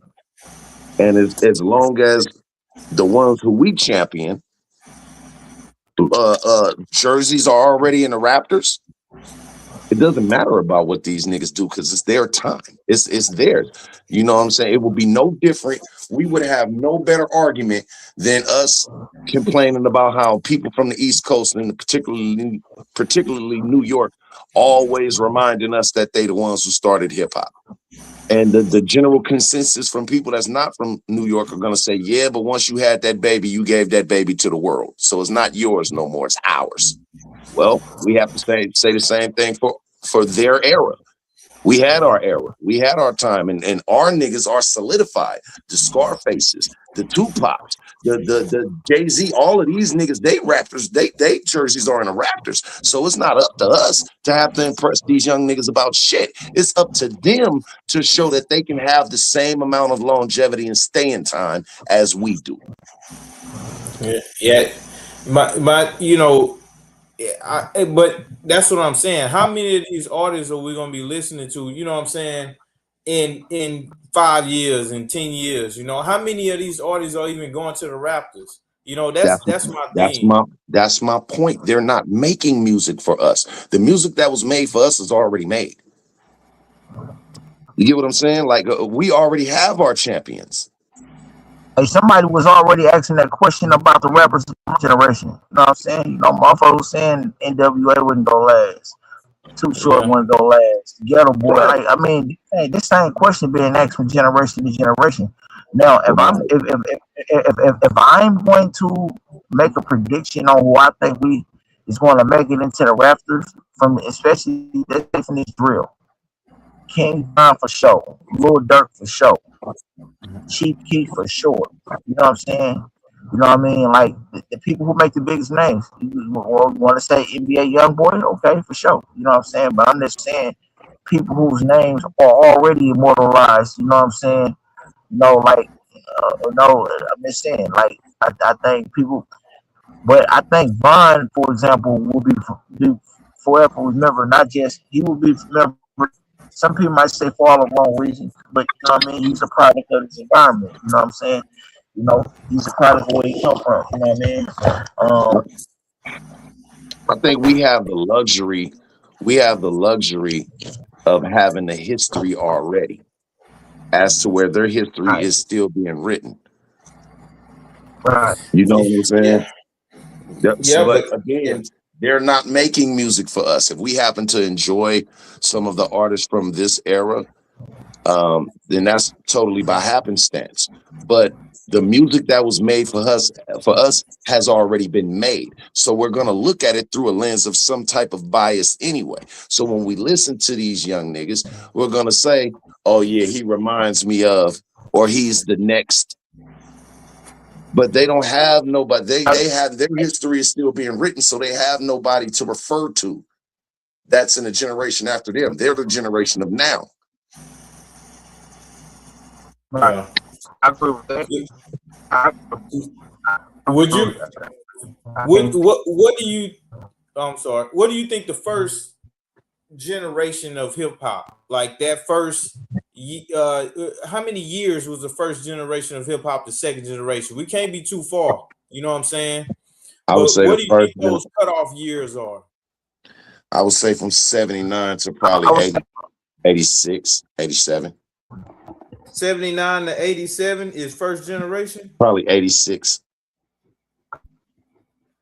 So Hmm. second generation is 88 to what? 88 to maybe about 99. 95. Yeah, yeah. 99. Yeah. Yeah. It's Okay. Third 98, generation 99, from 2000 to what? 2000 to they can have it because that's after my generation. That's after my era. I was saying, I guess from 2000 to 10, that's a generation. I would, I mean, any, So because like for example, of like the other any other like, from that time to 80 to you in the blender, Mike? short. You underwater? You're breaking up. You were breaking up. Better? Yeah. You Go. still in and out a little bit, but Yeah, you good. Go ahead. Yeah, saying from that to all You breaking up. you breaking you know what up I'm bad, saying? Mike. You breaking up. You know, I'm just looking at the situation. So you listen to music like so when you was in 99, you stopped in 99, like kind of, listening to not listening to new stuff, but like that's where you cap your generation at. I would say that's where I capped a lot of my interest. And the reason why is because I then had 20 plus years of my own era and the era that came before me to keep me preoccupied. Mm-hmm. You know what I'm You had saying? your Like baseline. I had my baseline. It was enough between the Tupacs and the Too Shorts and the Scarfaces and the Jay-Z's and the Bigs and all these. It was a bunch of motherfuckers to keep me preoccupied. Just the 90s alone is enough to keep a nigga preoccupied for the next 20 years. Yeah. You know what I'm saying? So the newer music that was coming out wasn't so much of a priority for me as it was for the niggas that came after me. I would say my 20-year run is from 88 to 2010. That's my 20 years. Yeah. But the thing is, during that time, even from 79 to now, do you see any even though they are making music for a younger generation, but if you step back and look at the whole timeline from 79 to 2026, what pattern do you see? As far as the production, as far as the talent, as far as, you know what I'm saying, everything. What do you see? Do you see an increase, or do you see stagnation, or do you see a decrease? That's what I'm saying. I see both advancement in the lyrics, the production, because we had a whole lot less to work with back then. I mean, you had niggas still doing you had niggas doing songs on 2-inch reels back then. Then it went from that to ADAT. It went from ADAT to you know, the full flat out digital. You went from niggas that was using SP12s and basic beat machines to the birth of the MPCs, and you know what I'm saying. So the advancement of technology definitely boosted the game. As far as the subject matter goes, I would say that's more what's the word I'm looking for? What's the word I'm looking for, man? When something is not trivial, but when you can It's have not impactful. when you can have a different opinion than me, but neither one of us is wrong. Subjective. Okay, all right, subjective, all right. Right. So the quality of the lyrics are subjective. It's going to be subjective to me because I'm going to look at it from a biased standpoint, no matter how much I try not to. Because if I'm going to rank any artist and how they are as far as their skill level, their subject matter, or what have you, then I'm comparing that to something that I have a base to compare it to. So if I'm comparing it to artists, like, to me, and this is just my opinion, the best quality of hip hop all the way around, from production, bars, subject matter, best decade was the 1990s. And the reason why I say the 90s over the 80s, because in the 80s it was still in its infancy and everyone hadn't came to the table yet. Now, do you think of you know, so you say the 1990s, and I agree with you, and that's what we share. Me and you share a generation from 88 to 99. So I agree with you. And I've listened to everything from the 70s all the way until today. To me, yeah, that's the best leg, you know what I'm saying, from 88 to 99. Do you Right. think, and we just talking, you know what I'm saying, this is hypothetical. Do you think we're gonna get another run like that from 88 to 99? Do you think we have another one in the future? I think the run has never stopped. And the reason why I say the run has never stopped is because our interest in what is the latest fashion or the latest fad may have stopped or slowed down, but it hasn't stopped the train. We just got off at our station. Again, it's no way to not look at that without being biased to a certain degree, because you're comparing that to your era. No different than if you went back before your era, you're still going to be biased because it wasn't as advanced before. Now, do these rappers have more complex lyrics than some would argue from the 90s or the 80s or whatever? Absolutely. That could be a good argument, because it could be stood to say that the lyrics from our era, speaking about the decade of the 90s, was way more advanced than the lyrical schemes, patterns, overall style than it was in the 80s or the 70s. Yeah. You know, back then everything was a throw your hands in the air and give me a hoe. You know what I'm saying? So by the time it got to the 90s, niggas kind of pulled back on the rock. You had to come with a little bit more, a little something a little more advanced than that. And that's why I believe the 90s was the best era, because in that era, in that small decade, that block of time, you had to rap your ass off. Yeah. You had to, it was a requirement to be different. As to where I feel like, and that's probably why I lost interest in it, because I started to see everything run into a blur. That's what And I'm it was saying. only a few standouts, but that's in my opinion. So that's, you know, it's subjective, because that's like somebody asking me, what's my top five? Like if I ask you, what's your top five dead or alive of all time? And then as soon as you name your top five, I go, oh, nigga, get out of here. That shit is whack. Now, am I really asking you your top five, or do I want to give you your top five? Like, I can't be mad at your choice. You know what I'm saying? Yeah, but me and you could have that conversation, and I think you have to share some kind of generational experience to have that conversation. You know what I'm saying?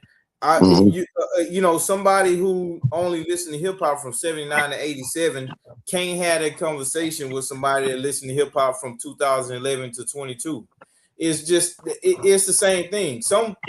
Even basketball, Michael Jordan is not in the top five of some of the older people, but he is at the top of our list. You know what I'm saying? I would say in every generation, every era, there are gonna be the whack motherfuckers, and they're gonna be those standouts. Like everybody wasn't a Scarface, everybody wasn't a Tupac. You had niggas that didn't reach those pinnacles. You know what I'm saying? And just like in today's, everybody isn't a Kendrick Lamar. Everybody isn't gonna be a rapper of that caliber.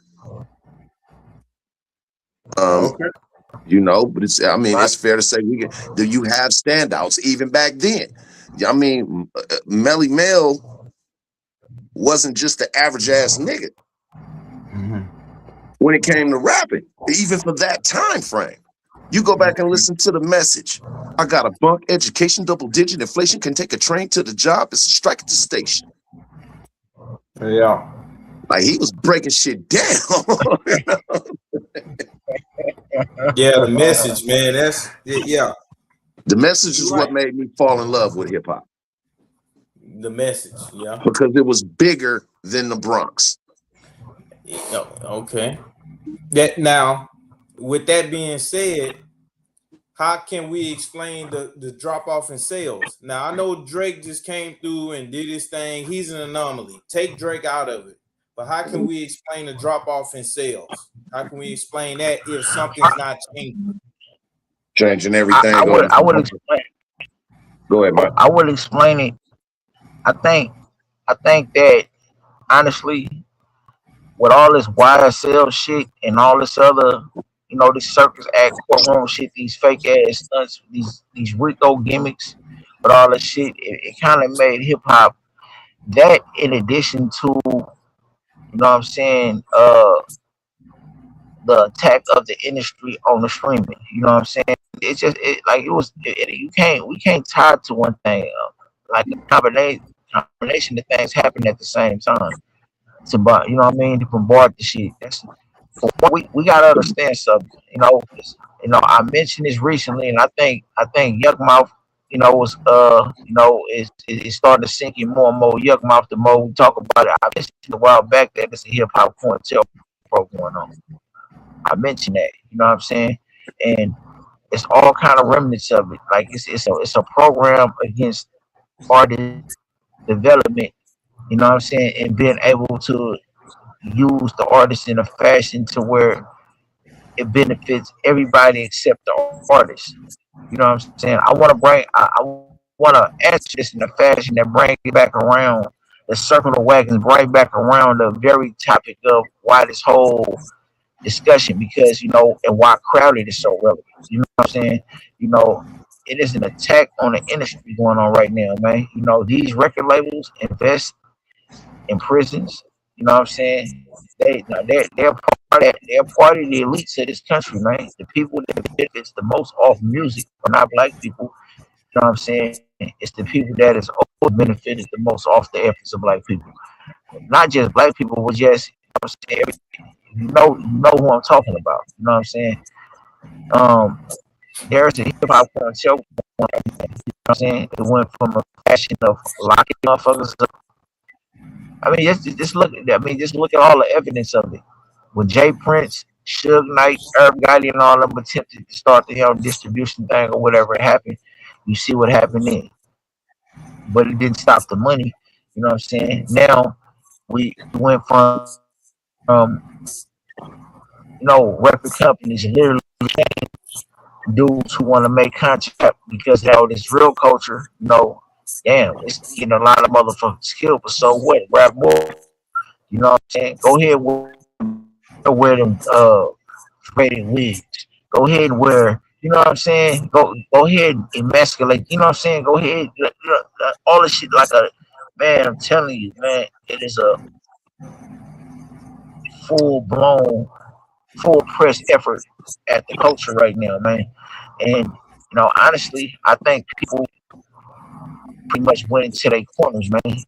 They listen to like me. I'm stuck in the era, man. You know what I'm saying? Mob Figures, Jacker, Sibo, Young Mouth, 3 times Crazy. Like that's my era. Period. I don't give a fuck. That's my era. You know what I'm saying? I never get tired of some bad influence. You know what I'm saying? You know what I mean? It's just some shit that I'm stuck on, but I can adapt to this new shit. You know what I'm saying? Um, I think that's what it was. When they start taking the money out of the artist's pocket, start robbing them of the dreams, that made the artists start to get more lazier in their rap. You know what I'm saying? Now motherfuckers ain't put no effort into making whole songs no more. Now they making just a bar and a hook, or like I said earlier, you know what I'm saying? Something that made the fucking hook that made the disguise as a bar, because you know what I'm saying, they ain't getting paid that much. They doing just enough to get out of them contracts or whatnot. You know what I'm saying? Nobody, you know what I mean? You know, it's I can go on and on, bro. You know what I'm saying? But I'm gonna land my plane there. But I think it's a combination of shit, bro. I think when it comes to the drop off of album sales, going strictly to that point, it was a response from the major record labels towards the end of the 90s. Because at the end of the 90s, from maybe the beginning of the 90s to the end of the 90s, from that same decade. Hold on. I was 32 minutes in there. I haven't been home without. I don't know. I don't know why it's doing that. What I was about to say is that the drop off of sales. I was about to say you better do your homework, Calico. You gonna get a whooping, man. There you go. Nah, my wife was over here talking about this wash machine.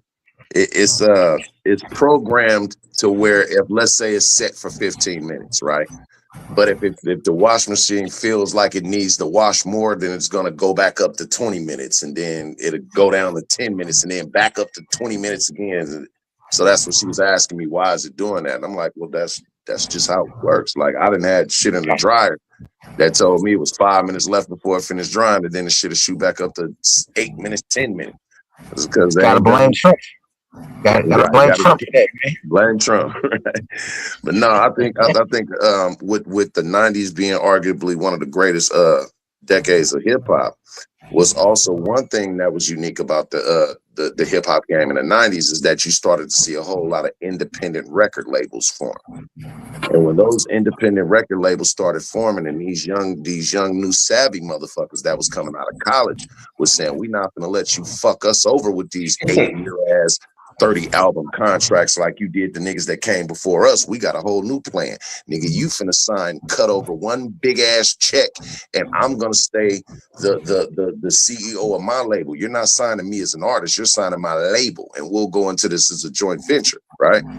So the response to that from taking the majority of the money out of that record label's hands is saying, okay, you niggas think y'all smart? We'll invent this shit called Napster. And when y'all go knock that down, we'll invent not LimeWire. And then 100 million more websites to where we have motherfuckers selling your shit on every liquor store corner, every goddamn barbershop. Because if we can't get the kind of money that we want off of it and leave you the crumbs, we'll make sure we make it hard as fuck for you to get the money off of it that you want. So I think that comes into play. So when everything went digital is when the game really, really took a traumatic hit as far as record sales. You got to think, how many streams does it take? I believe it's what, 100,000 streams to equal one album sale as far as a hard copy album? It's 1,500. It's 1,500 streams. 1,500. Yeah, that's one sale. That's on album.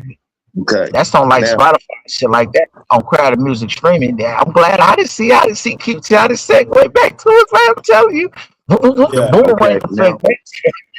Now this is what I just Googled. This is what I just Googled. Every stream is a sale on crowded though. Every stream is a sale. Yeah. But this is why the industry is starting to move back. Now, listen, this is what I just Googled. It says vinyl growth.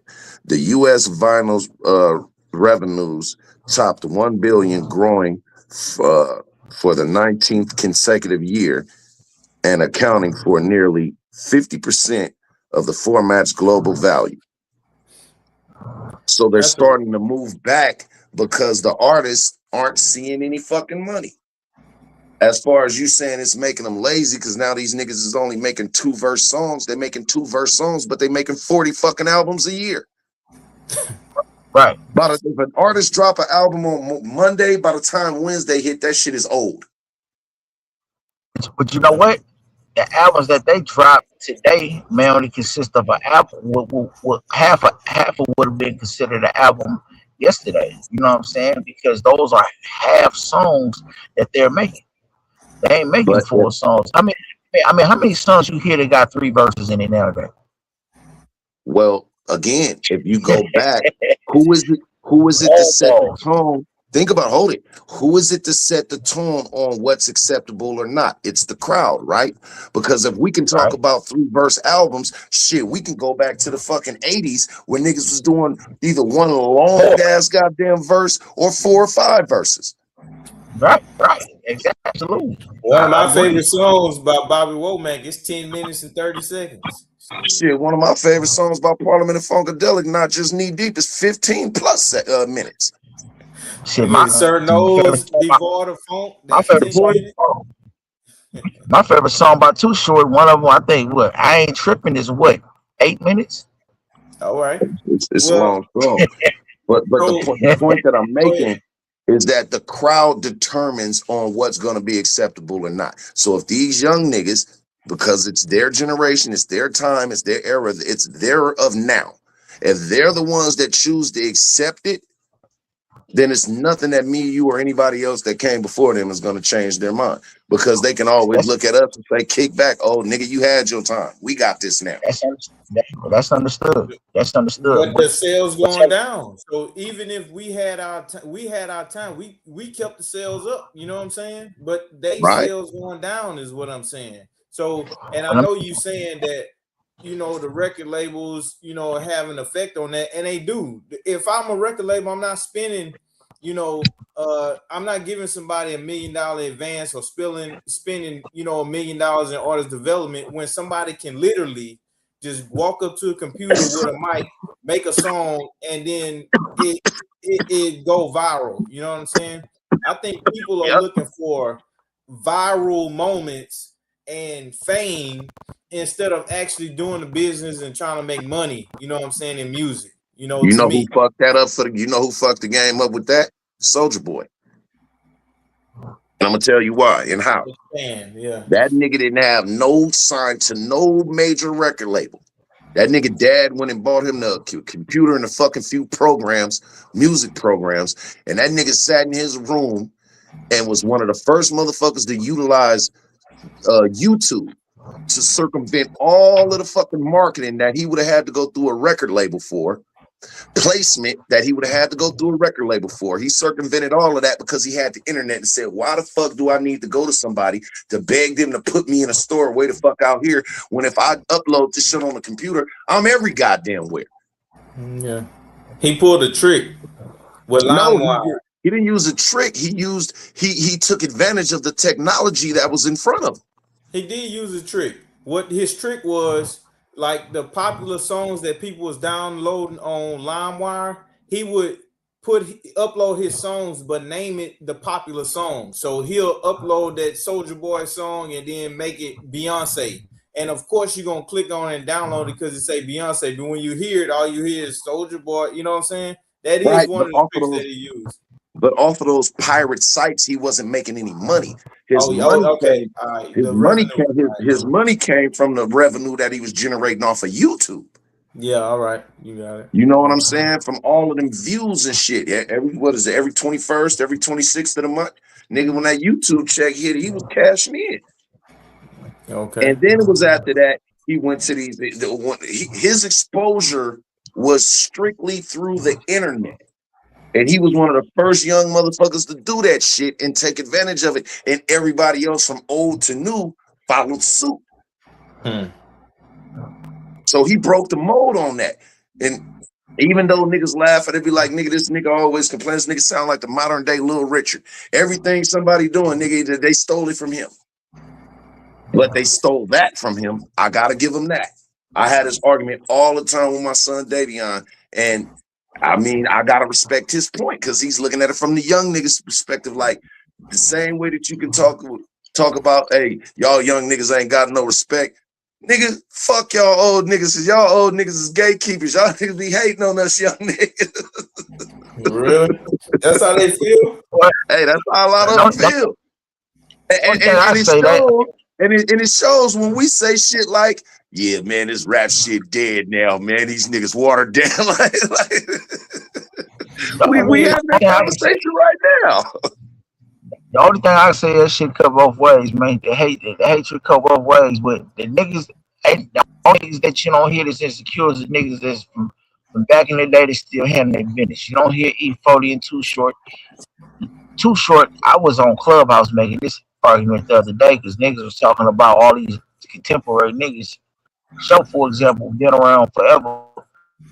You know what I'm saying? All of your favorite artists is Too Short is their favorite artist.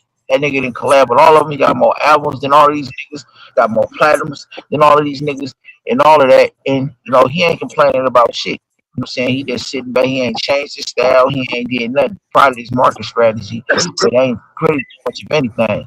You know what I'm saying? The niggas that's marketing right, that's saying, that's keeping it relevant and staying fluent. None of the niggas pay. That's why I pay attention to people like Snoop. That's why I pay attention to Keep Sneaking on. You know what I'm saying? It's like it's a way to do when they shit. Look at Snoop, when they look at 40, when they look at Short, they look at them niggas as a novelty act. Nigga, you niggas is unk to us. You feel me? They look at them no different. They look at them no different than we would look at a Melly Mel or a fucking Africa Bambaataa. Slightly different from Africa Bambaataa, but well, I'm just talking about the musical aspect. Nothing to do with his, you know what I'm saying? You know what I mean? They look at that the same way that, like, we didn't look at Little Kim like Roxanne Shante. That's a relic. I'm trying to bring the point I'm getting at is that I'm trying to bring, like, because really we talking about the business aspect of shit. We was talking about Soulja Boy's business acumen and why it worked for him. You know what I'm saying? You know, then it was mentioned how niggas become novelty. So I got to point it out. You know, we talking about how the old look frown at the young and how the young frown at the old. So I'm looking at the old niggas who was around before my time, you know what I mean, that they're relevant today. You know what I'm saying? It's on their shit, you know what I mean? And and I use two of the best examples of that. You know what I'm saying? How they doing it. So I'm looking at their business. You know what I'm saying? Folks just keep on reinventing themselves. So if you're a youngster that's watching this and you wondering how do you get like them niggas who was around probably before you was born, pay attention to their business practices, man. You know what I'm saying? Because it's the business. This is a business. Rapping is the fun part. When you in that studio, that's the fun part. That's the hobby. Once you step out that sound booth, it's business. It's contract signed. It's all kind of shit that's going on.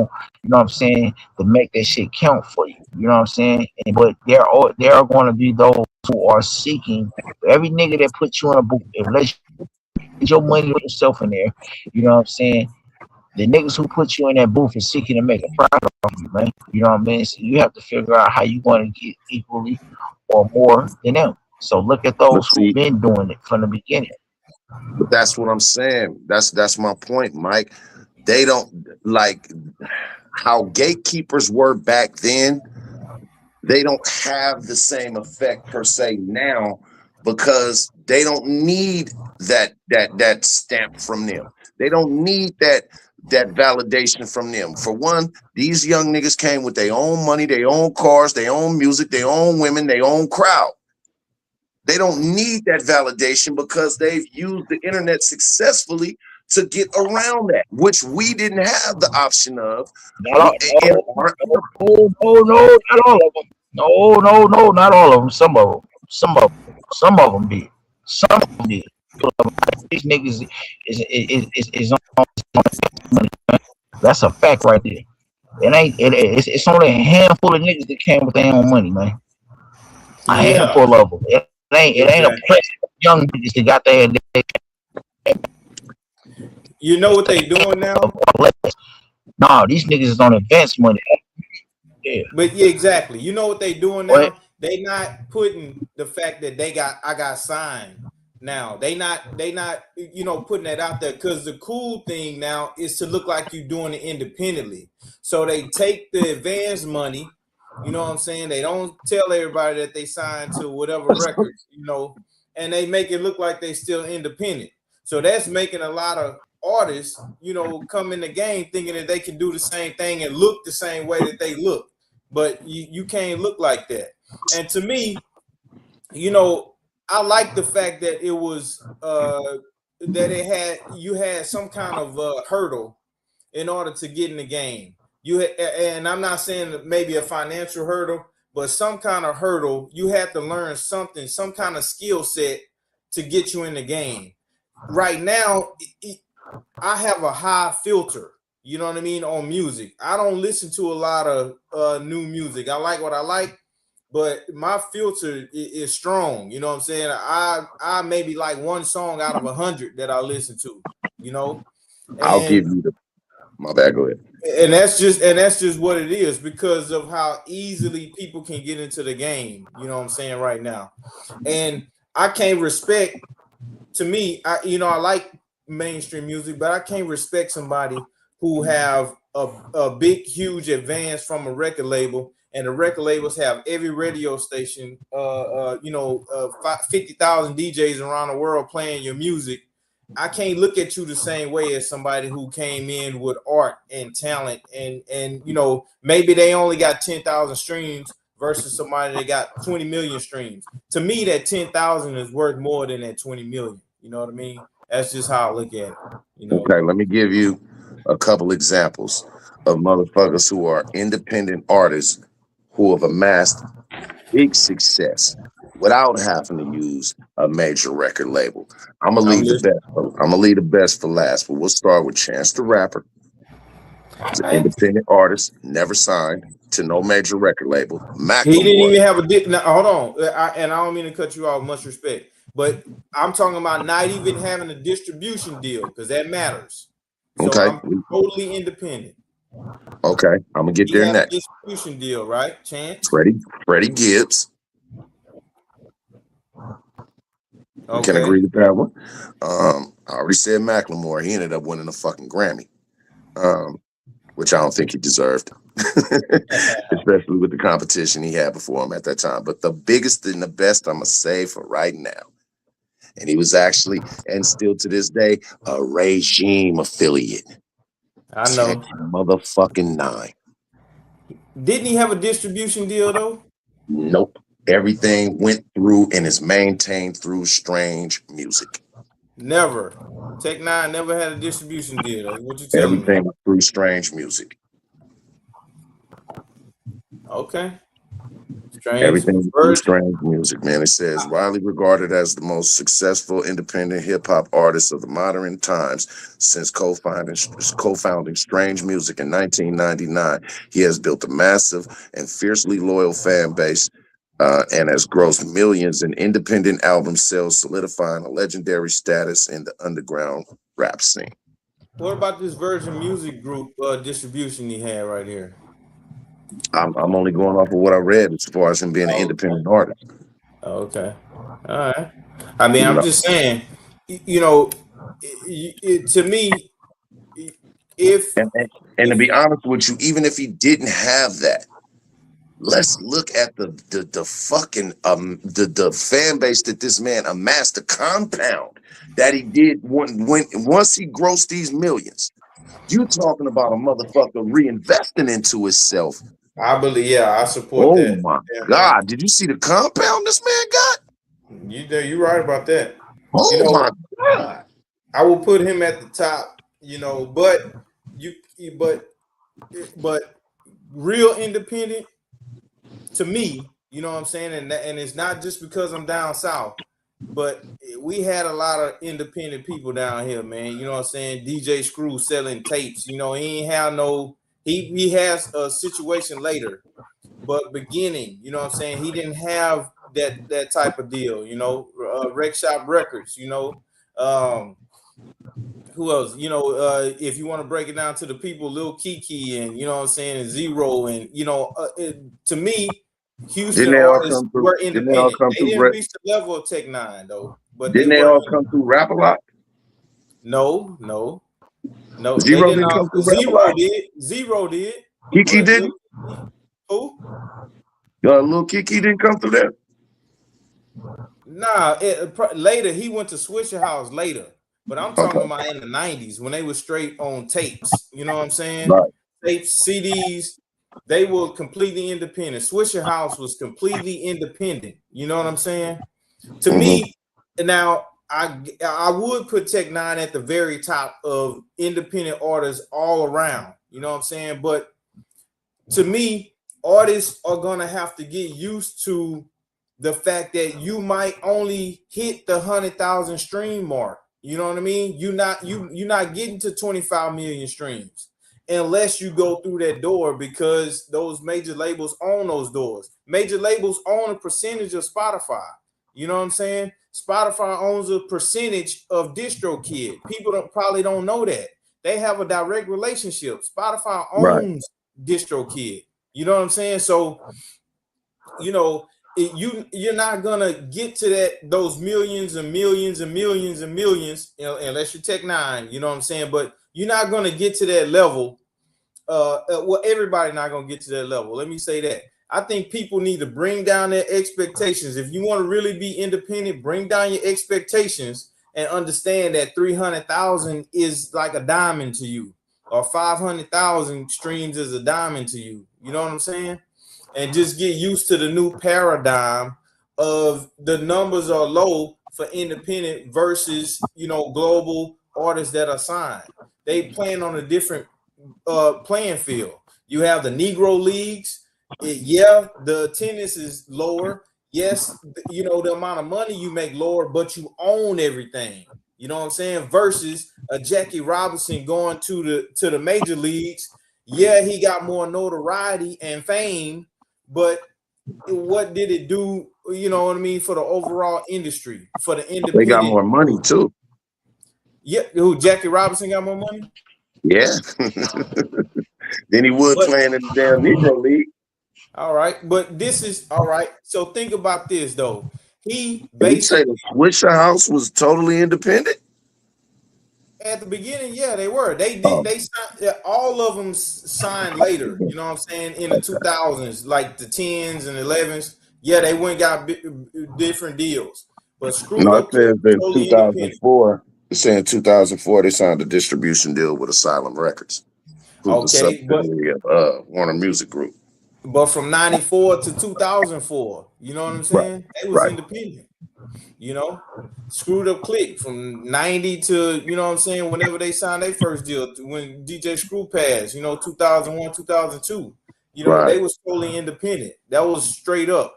And like I said, they didn't get no gold records from RAA. They gold now, you know what I'm saying? But they wasn't getting no plaques. They wasn't at no Source Awards. They wasn't, on the BET channels or nothing like that. But they was making money. You know what I'm saying? So Right. people are gonna have to let go of that. I'm gonna be on get a Grammy every year, or or I'm gonna be on every social media page, or I'm gonna have my distro kid highlight or get highlighted on Spotify. You got to let that go and understand that if you're independent totally and you own everything, your numbers are going to be lower, and you have to kind of lower the bar of what you're gonna see. You know what I mean? So, So but yeah, but go when ahead. you talking about money versus notoriety, Mm-hmm. I think Easy E said it the best. I don't give a fuck about the fame. I'd rather deal with the money. You can have a name, get me paid, then rap, because all that other bullshit without money ain't jack, right? Anyone, rather they utilize a major record label, and I think it's better for a independent record label to utilize a major record label for distribution, because they stand to gain more of an advantage doing it that way than to sign their artists over to their record label as artists or acts. Nah, nigga, you gonna cut one big ass check. I'm gonna come bring you all of my acts that I got. This is what I got to present, but I'm staying the CEO of my shit and not letting you absorb my company inside of yours and make me a motherfucking put me on a payroll as an employee. No, nigga, we gonna do these Make me sound like joint ventures. Once you take that money, though, they own you, though. If you take a dime, they own you. If It I give depends you on what money, kind of contract you signed. If you signed a contract as a joint venture, then they don't own you like that. but they own you, though. You know what I'm saying? They have a say so. If you take any advance money from anybody, they own you, man. You know what I'm saying? If you get a mortgage on your house, you can tell everybody you own your house, but until them numbers hit all zeros, they own You you. The still bank don't own that own you. motherfucker. Because even if you bought that house free and clear, nigga, if you own it, why you got to pay land tax? Well, you're right. So the county own it. You know what I'm saying? But you're right about that. But still, Somebody gonna put their hand in your pocket. It's just how many hands gonna go in your pocket. But the that's point that I'm making is that if I'm the CEO of Swisher House and I got a deal on the table with Warner Brothers or Virgin or Epic or whoever, right? And this is a major record label that I can use to boost my placement through distribution because I have a wider distribution range than I do. Then I will sign a joint venture. And that's a whole lot different than owning you. When they own you is when you basically sign to them as an artist. Then they really own your ass because they own all of your publishing. But it's different when you sign joint ventures. Look at the deal that Baby came away with. Fucking with Universal Music Group. That nigga kept all of his masters. So how the fuck do they own him if he's the one that owns the masters? But Baby and them went on that run first, though. They went on a run first, and They they got came signed. with the numbers. They came with numbers. That's why They Master dropped what, P. 4 albums before they got that big ass deal. They dropped Guerrilla Warfare, BG's Chopper City, one other Hot Boys album, and 400 Degrees. That was 400 their whole package. degrees. You know how many hits on 400 degrees? Absolutely. That's what got them to close the deal. I believe without 400 Degrees, they wouldn't have been able to get that deal. That's right. So they came in with momentum. And the thing is, what the record label saw was the momentum. You know what I'm saying? They wouldn't The have record, done that with a startup. They the saw the record label momentum seen the coming in. untapped market.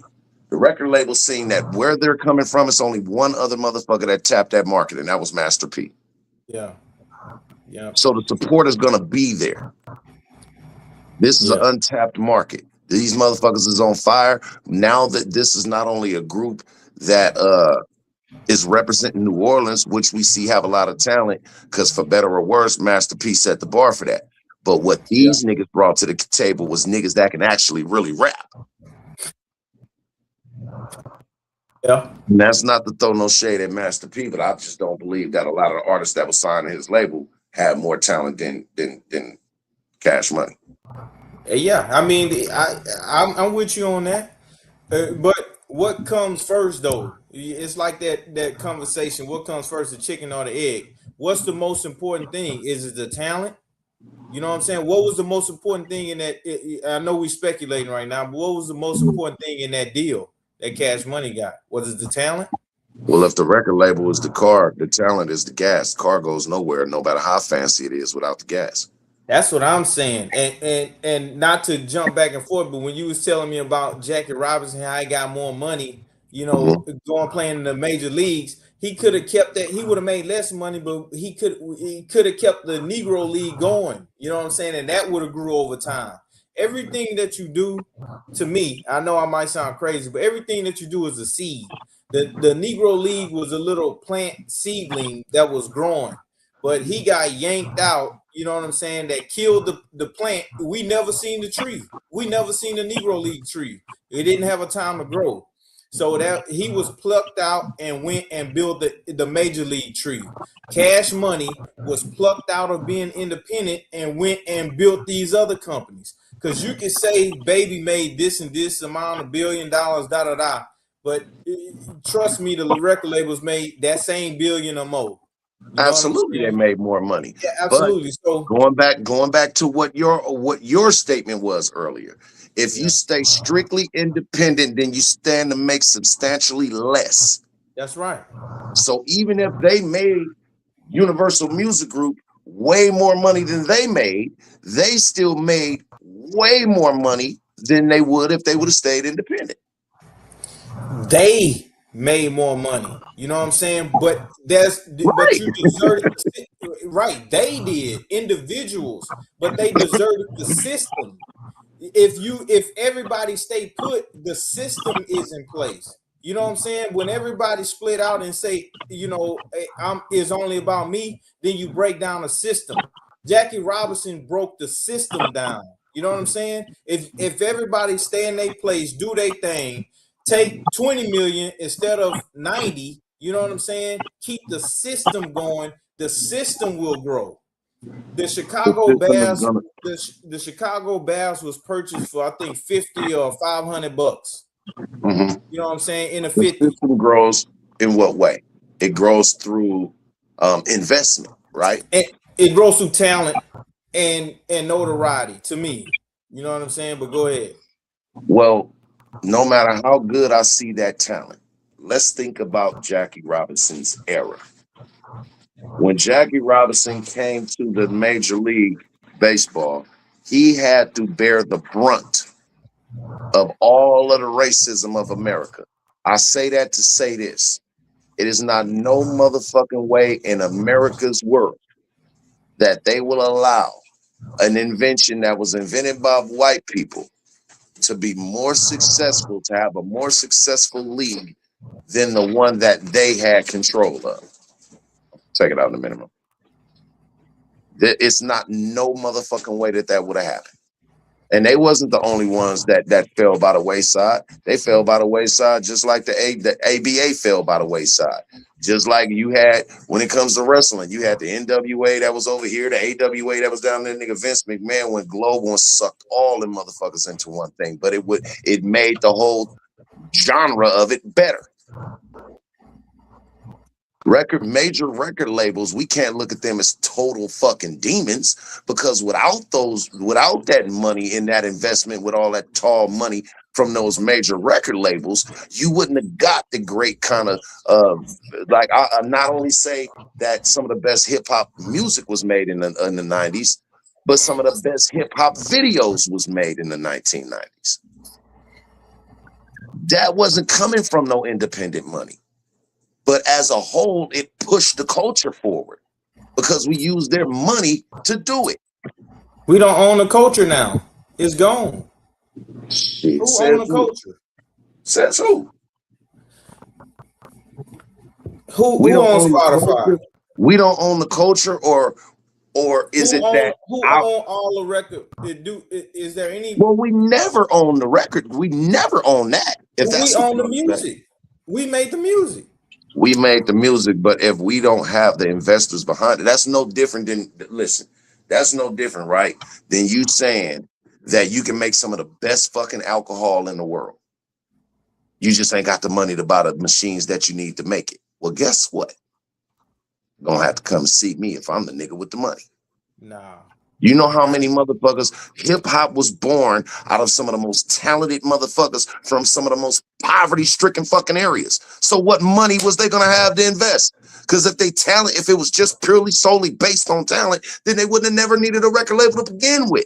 Their talent would have got them there. How you gonna drive a car with no gasoline?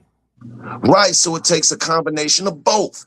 But we can't say that it relies solely on the talent, because gas without a car ain't nothing but something in a fucking can. We didn't have a Bentley to drive. We had a little Honda, but it was driving though. It was a car. You know what I'm saying? Who gave you that Honda? Who gave you that Honda? We built the Honda from, you know what I'm saying, from New York to LA to the South. Hip hop music was built on us. You know what I'm saying? I'm not saying us as just a race. I'm saying us as a culture. And that includes. How do you think that New York music got to LA? Well, let me ask you this question. Well, the Honda was bought from the dope game. The Bentley was bought from the music industry.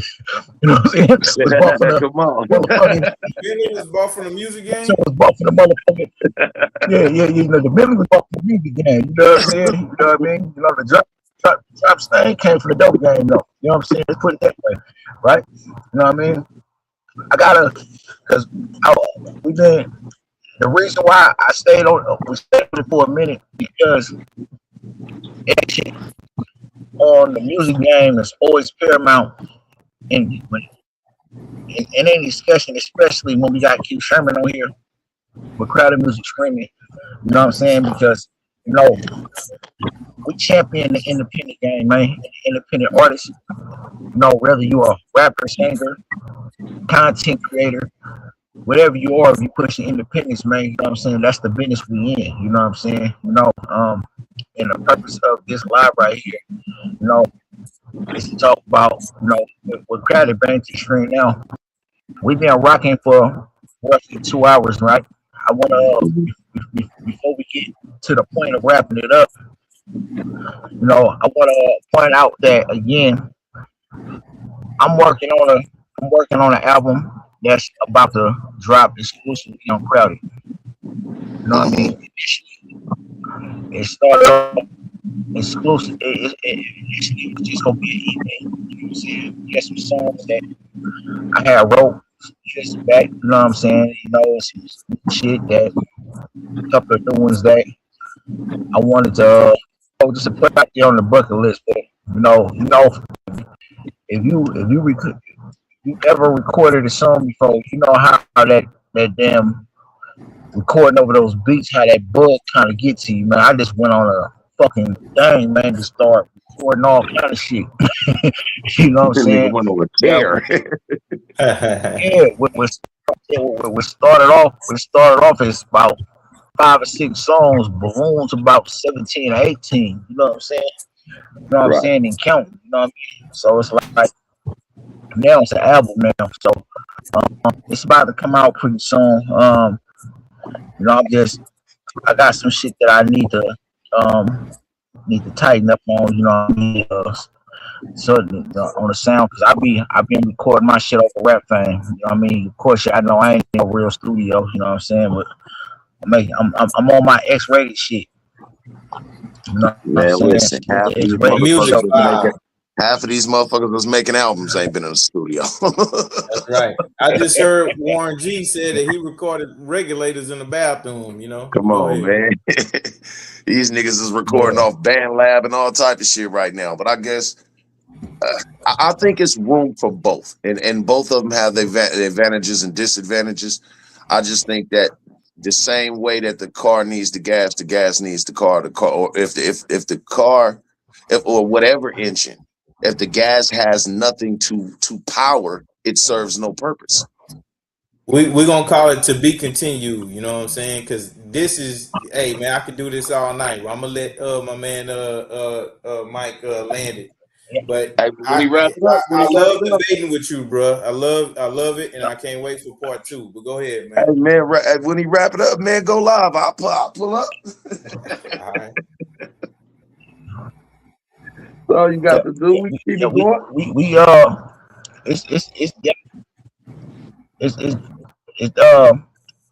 Now we keep it going. There's a couple other things that I want to make sure we speak on because I didn't think about this until Yuckmouth had mentioned a while back, but on StreamYard, they only give you so much space to keep your content on there.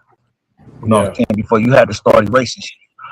And my shit, I was wondering why when I went live, why my shit used to be cutting out and kicking me out the live and all that other shit so much. You know what I'm saying? I went and looked at my storage on here. My shit is damn near at capacity. You know what I'm saying? Out, nigga. Yeah, you know what I'm saying? Because I've been rocking. I ain't even paying no attention to my store, so I gotta be, you know what I mean? I gotta be specific on there. But again, these is important topics, and it's always good that we have these because it's a never ending topic because the relevance of the topic is never going to end. You know what I'm saying? You had. I know, Keith.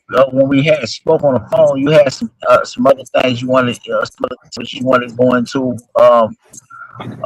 Let's knock them out the way while we still had time. Cause we gonna rock for about another probably 30 minutes before we get up. Before I end it. Yeah, now we had went to, and shout out to Calico, man, but we had went into, you know what I'm saying, the business of it. But yeah, we gonna have that conversation. We're gonna finish it, but another leg of it was the impact on our youth and how our youth it takes the music, listen to the music, and they go out nowadays and really living that music. You know what I'm saying? I can see it, and we had brought up the fact that a lot of young people are mimicking some of the things that they hear in songs, dissing people who passed away, going to their graves, you know what I'm saying, disrespecting people.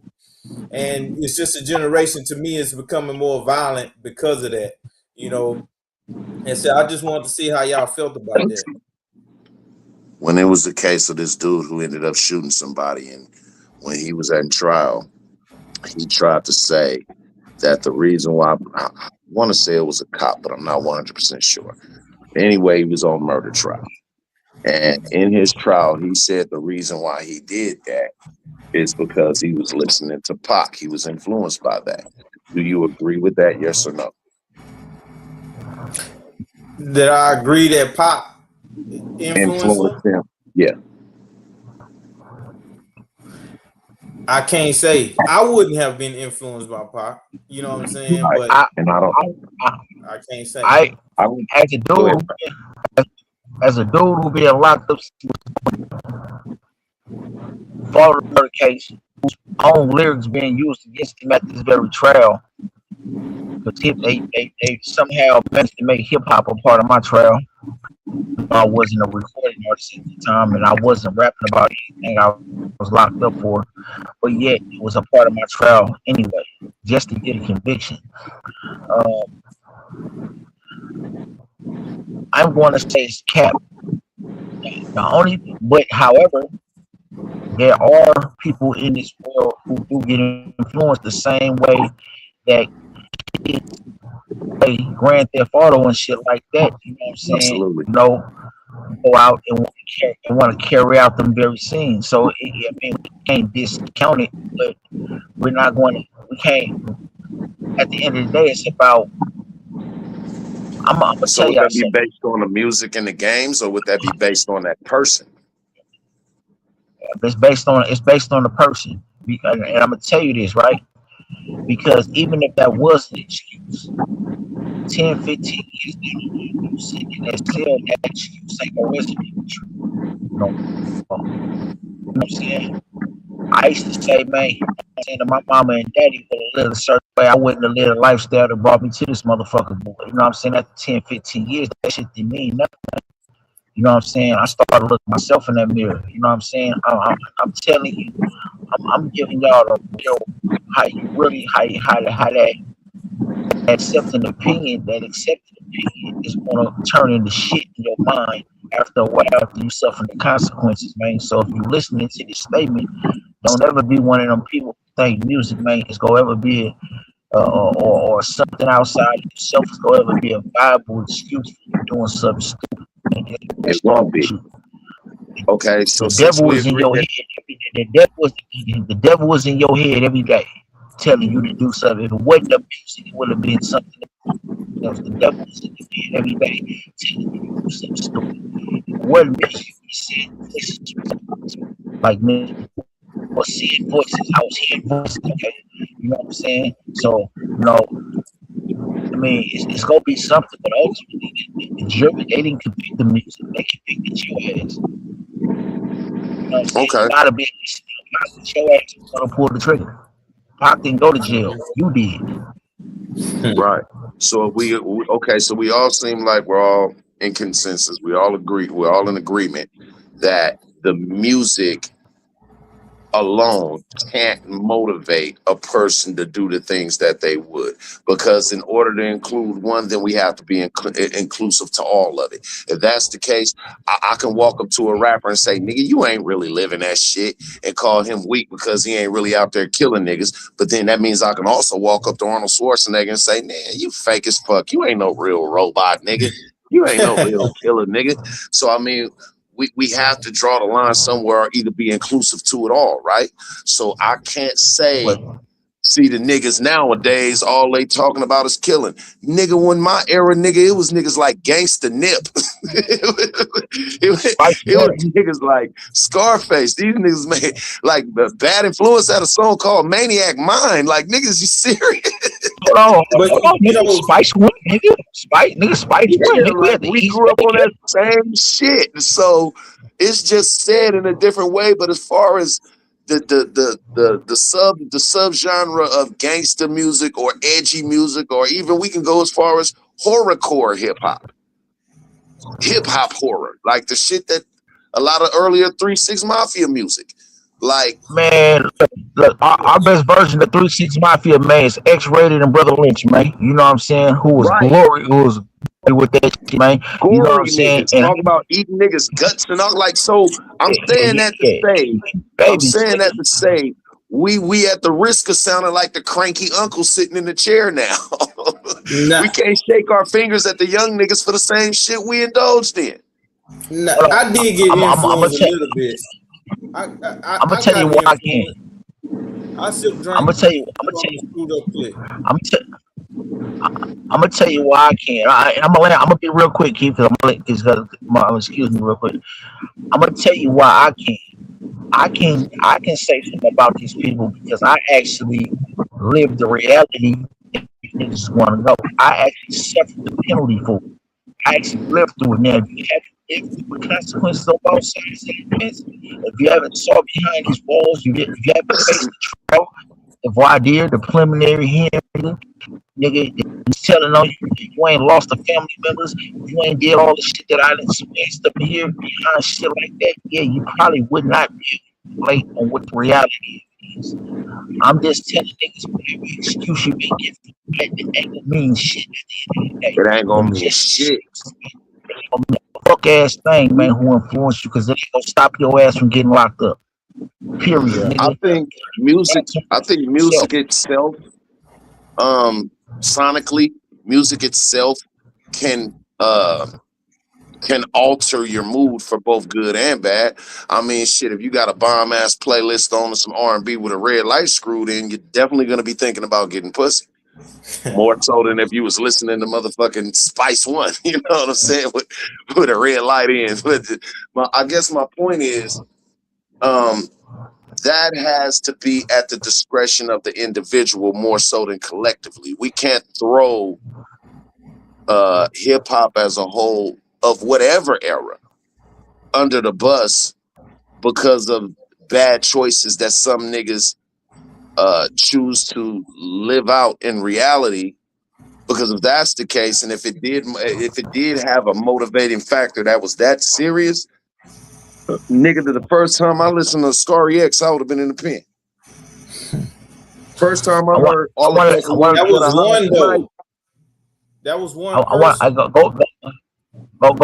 Go ahead, Keith. Go ahead. So if you say because I got if something you I want to say after listen you. to, you say if you would have really believed a Scar X, you know what I'm saying, you would have been in the pen. Now peep this right here. You know, that's one person. Just imagine yourself in a high school gym full of people, right? Y'all all on the basketball court. Everybody's just sitting there.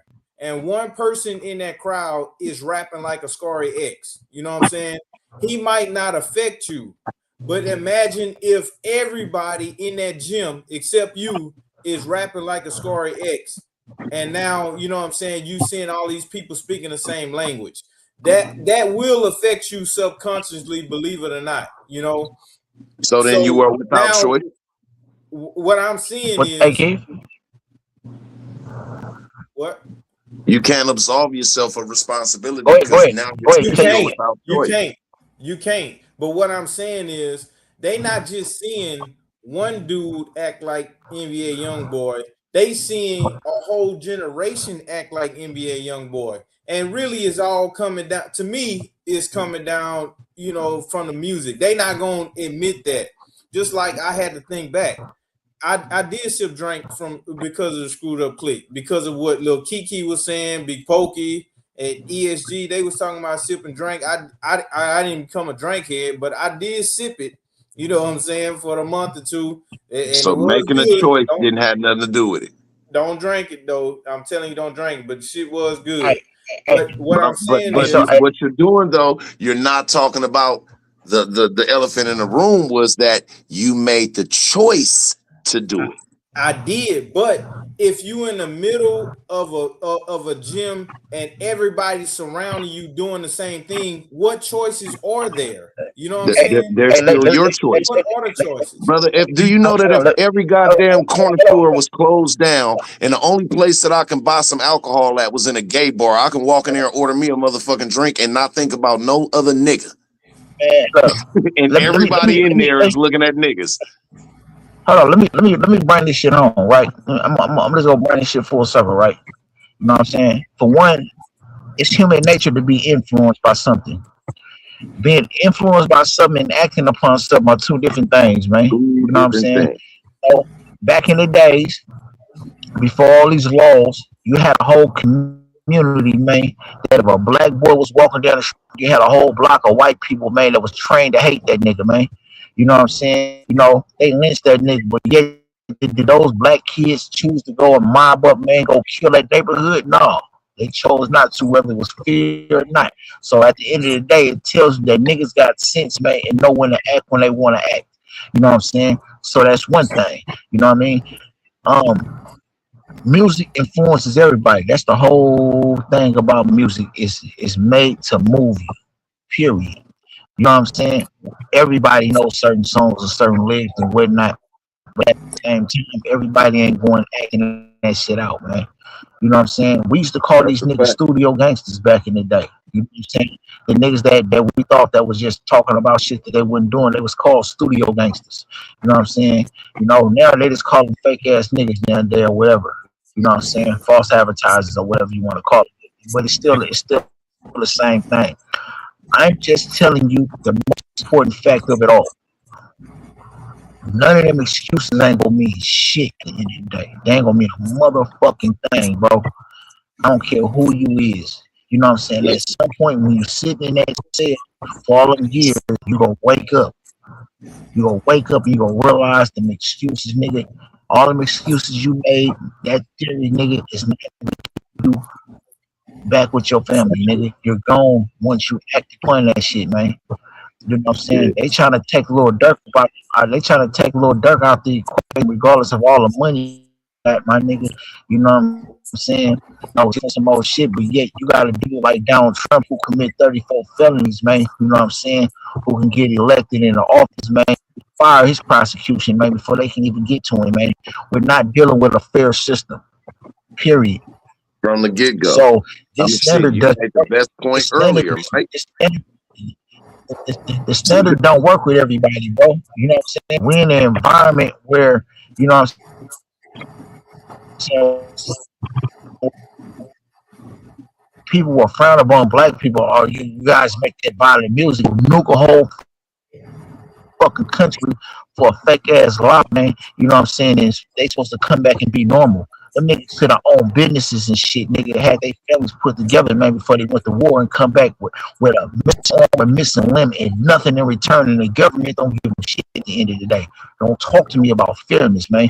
They don't give a fuck, man. It's only designed for certain people. I'm telling you, if you're listening to this, whoever this reaches, man, I'm telling you, don't nothing supplements for self accountability, man. You can have all the best excuses in the world. It don't mean That shit ain't gonna mean nothing. shit. I'm a nigga who suffered. I am a nigga who suffered behind rap lyrics being used against me. My own lyrics. I didn't say did nobody know. I mean, I was influenced by all these niggas y'all talking about. But look, I'll tell you something. You know what I'm saying? At the time, I'm not bragging about it. I ain't did nothing. I ain't going. This ain't for no glorification of it.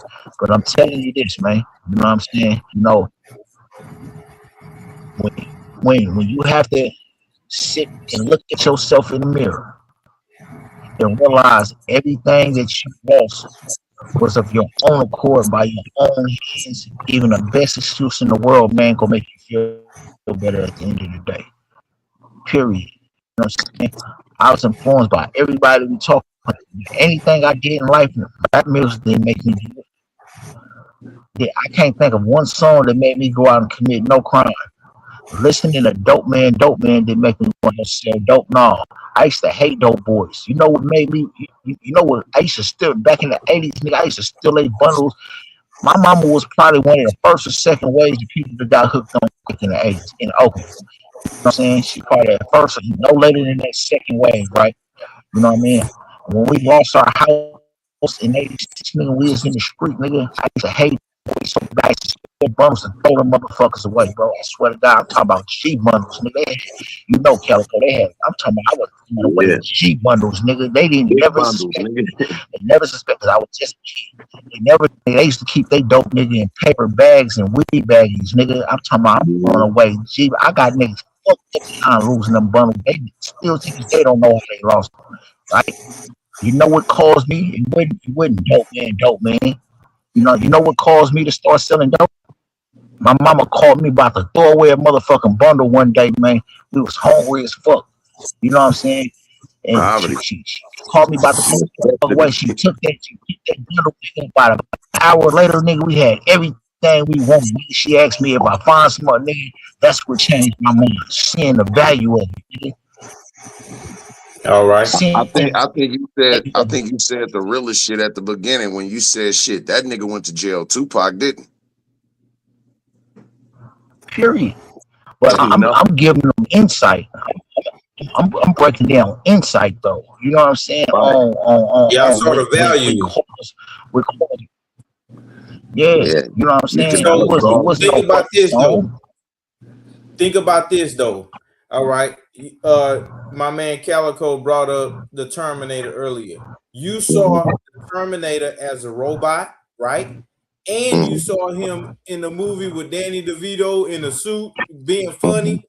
You Mhm. saw him as an actor because he was in these different roles. That's not how he lived his life. These dudes, the hip hop, I'm just gonna say hip hop, they go in a booth with all these chains and all this, flashing all this money. They go to the grocery store the same way. So even though they are acting in a booth, they still make it look like that's their real life because they walk around like that. They don't take the robot suit off like Arnold Schwarzenegger do, like he did. They are telling these kids that this is how you do it. They spread money. This is how you do it. And what Mike said, y'all saw the value in that. Kids are seeing the value in acting like this, and the value of being these so-called gangsters or portraying NBA YoungBoy. They see the value in it. They see the money spread. So As there's to where no they don't see it. So are you saying to where as they don't see that with actors because they know actors are actors? exactly. They think Well, that then these how the dudes are fuck do really you like that. explain niggas doing the same goddamn shit after watching the nigga and wanting to be like old dog? Who? Old dog, he an actor. Yeah, and it's in the same way that they tried to use Tupac, a motherfucker fought a case over old dog. What I'm saying is, NBA YoungBoy. People think he faking in the booth. I think he faking a little bit, but he's not letting the generation know that he faking. You know what I'm saying? These other artists, they probably got fake jewels, fake money. That's probably prop money. Who knows? But they not coming And out in a suit and tie saying, "Hey, I was just acting in the booth." They not doing that. They making it seem like this is how they live in life and they are successful from it. They see the value. okay, well, let me use that. Well, let me use that same excuses. Let me use that same thing, right? George Bush ain't gonna come out and tell the people, man, I lied to y'all, man, had all y'all people killed, man. I had y'all invade Iraq and Afghanistan when neither one of them had anything to do with 9/11. You know what I'm saying? We always talk about what we ain't doing. Ain't nobody gonna do it. Business is business. The whole point of business, man, is to sell products to people to get them to listen to you. We rhyme. It's the whole point of rhyming. The rhyming to make shit make sense, man, to make motherfuckers want to buy it. But I'm saying since us as people, we're so analytical, we want to look into, oh yeah. It started off as people just storytelling and narrating about what's going on in their neighborhood and what's happening. Then we envelope to this point, oh, you don't live in that shit. Oh, you ain't living that shit. No, it's not people doing that shit. You know what I mean? Some people just rap about the murder. They might have seen they brother or they close partner get killed, man, or what, and they rhyme about it. You know what I'm saying? Like, we go too deep into that shit, man. We don't want nobody going do. I hope motherfuckers ain't doing what they rapping about. I hope they ain't, because I did the time for it. The shit that I literally was not rapping about, that they used against me. I spent over half of my life behind bars for. You know what I'm saying? This shit is personal to me. It's personal to me. I lost most of my family in this bitch. You know what I'm saying? Behind this type of shit. I don't want nobody going through that. You know what I mean? So come out. We can't expect them to. Is the devil gonna come out and say, yeah, I'm really trying to lead you? No. It's the whole point of deception. Ain't nobody doing it. So why should we expect? Right. Actors are the only thing you outside of yourself is reality does it. Reality is the only thing that exposes you. You know what I'm saying? They think it's reality, bro. What about that? But see, that's what Mike meant by when he said that's where accountability comes into play at, and how these motherfuckers ain't finna give a fuck about whatever excuse you got for them. Listen, if you go to the mall and you see only three fast food places that you can eat from, you're gonna think that that's your only options. If you are coming up, you 10, 11, 12, and you see Little Dirk, you know what I'm saying, in going to jail, doing shootings, rapping about shootings, he got all the chains that you want as an adult. When you 12, you think that's important. He got all the chains, he got the tattoos. These dudes not telling people that they acting. They telling people that I'm real 24/7. Okay. I'm Little Dirk 24/7. And when these niggas catch cases and when they get ended, and when they lives get ended, I mean, does that not serve some relevance to what they're Okay, also seeing?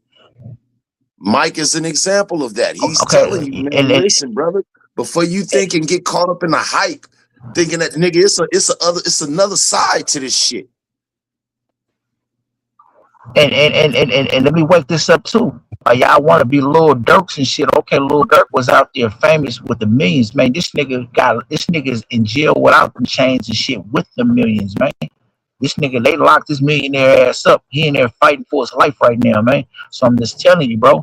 Free my bro. Free, that's my op, man. I'm on my free Durk hype, man. Free that man. Long live King Von. I'm saying this. You know what I'm saying?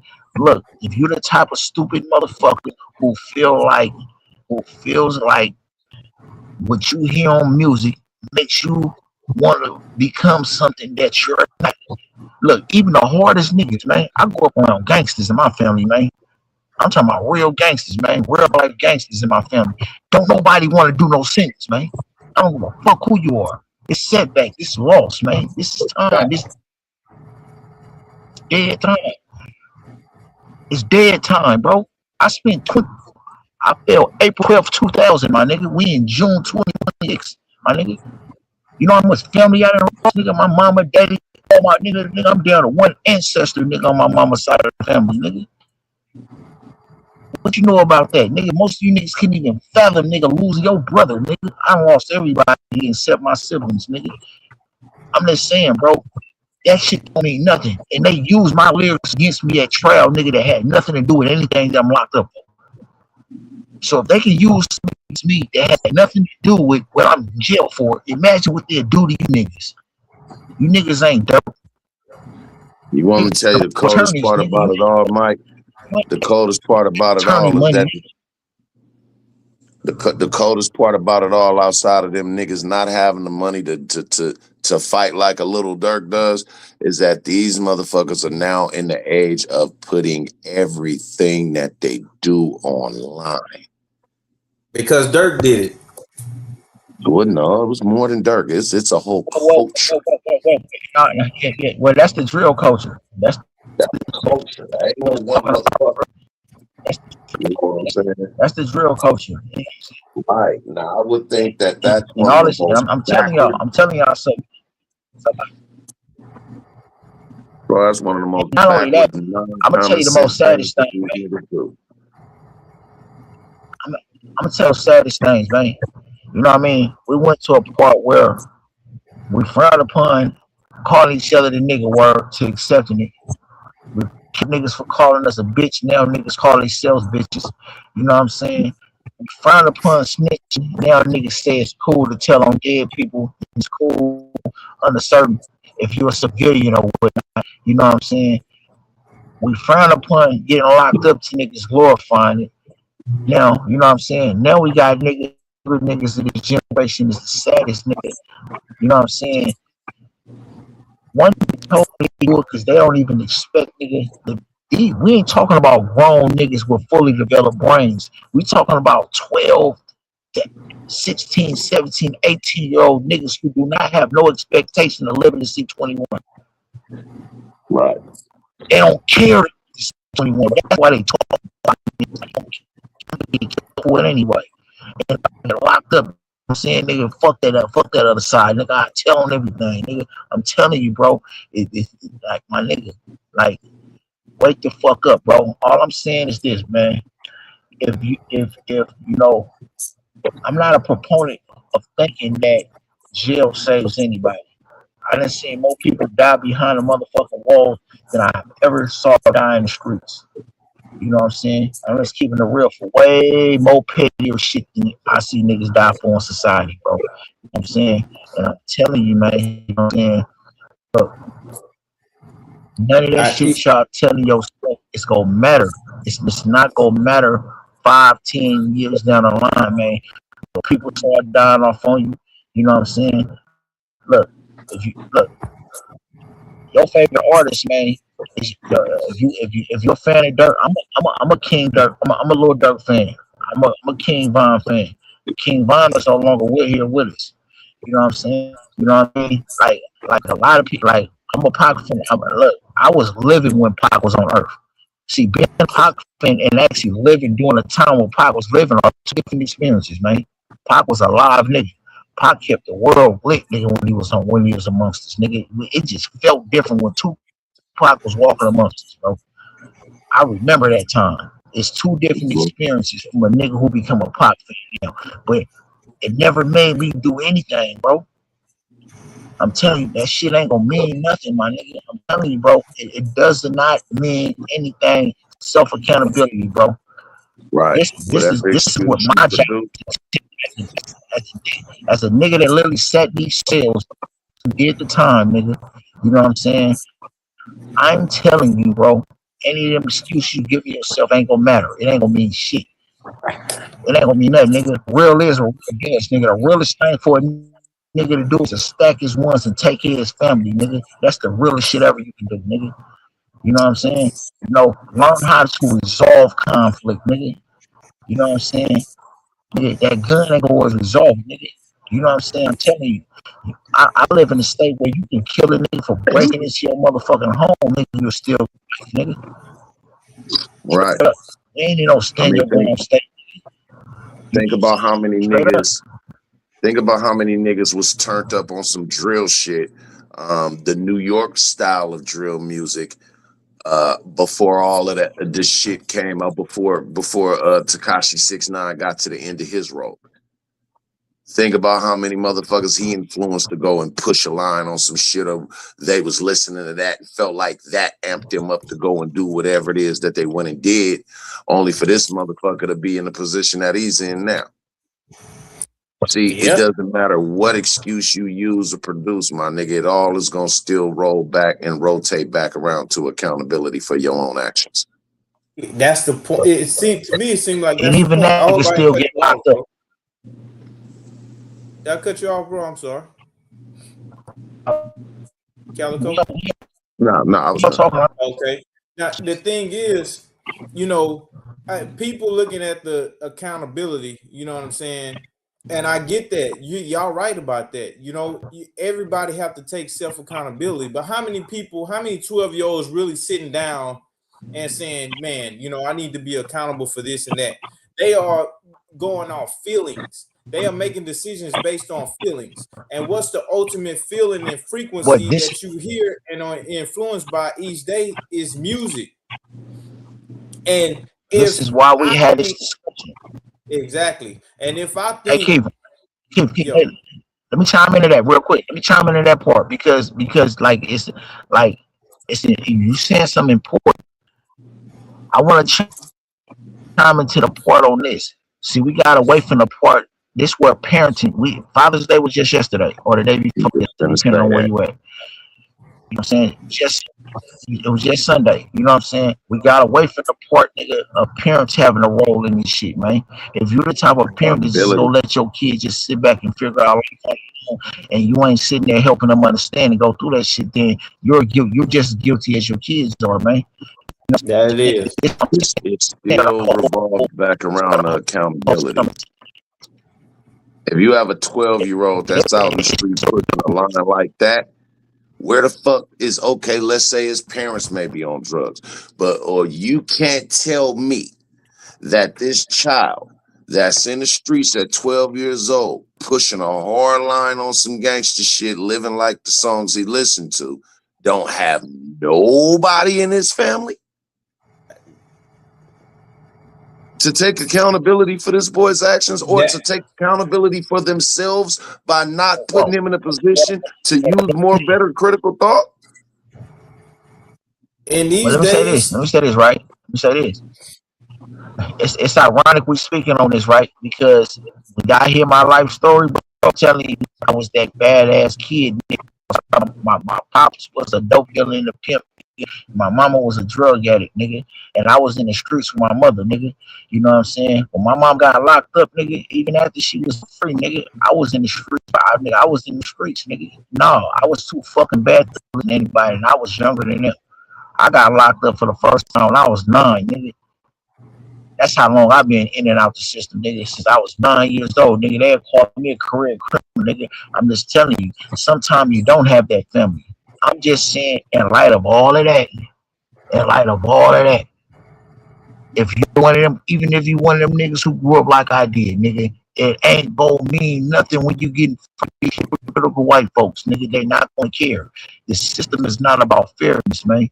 So I'm just saying, like, you may have that support system, you may not have a support system. I'm just telling you, if this reaches you, I want to say that I have told you, man, that is going to boil down. The earlier you learn how to do it, because this shit ain't something you can just talk about. Some shit take practice. You know what I'm saying? It takes the right examples. It takes certain things, elements to be in place.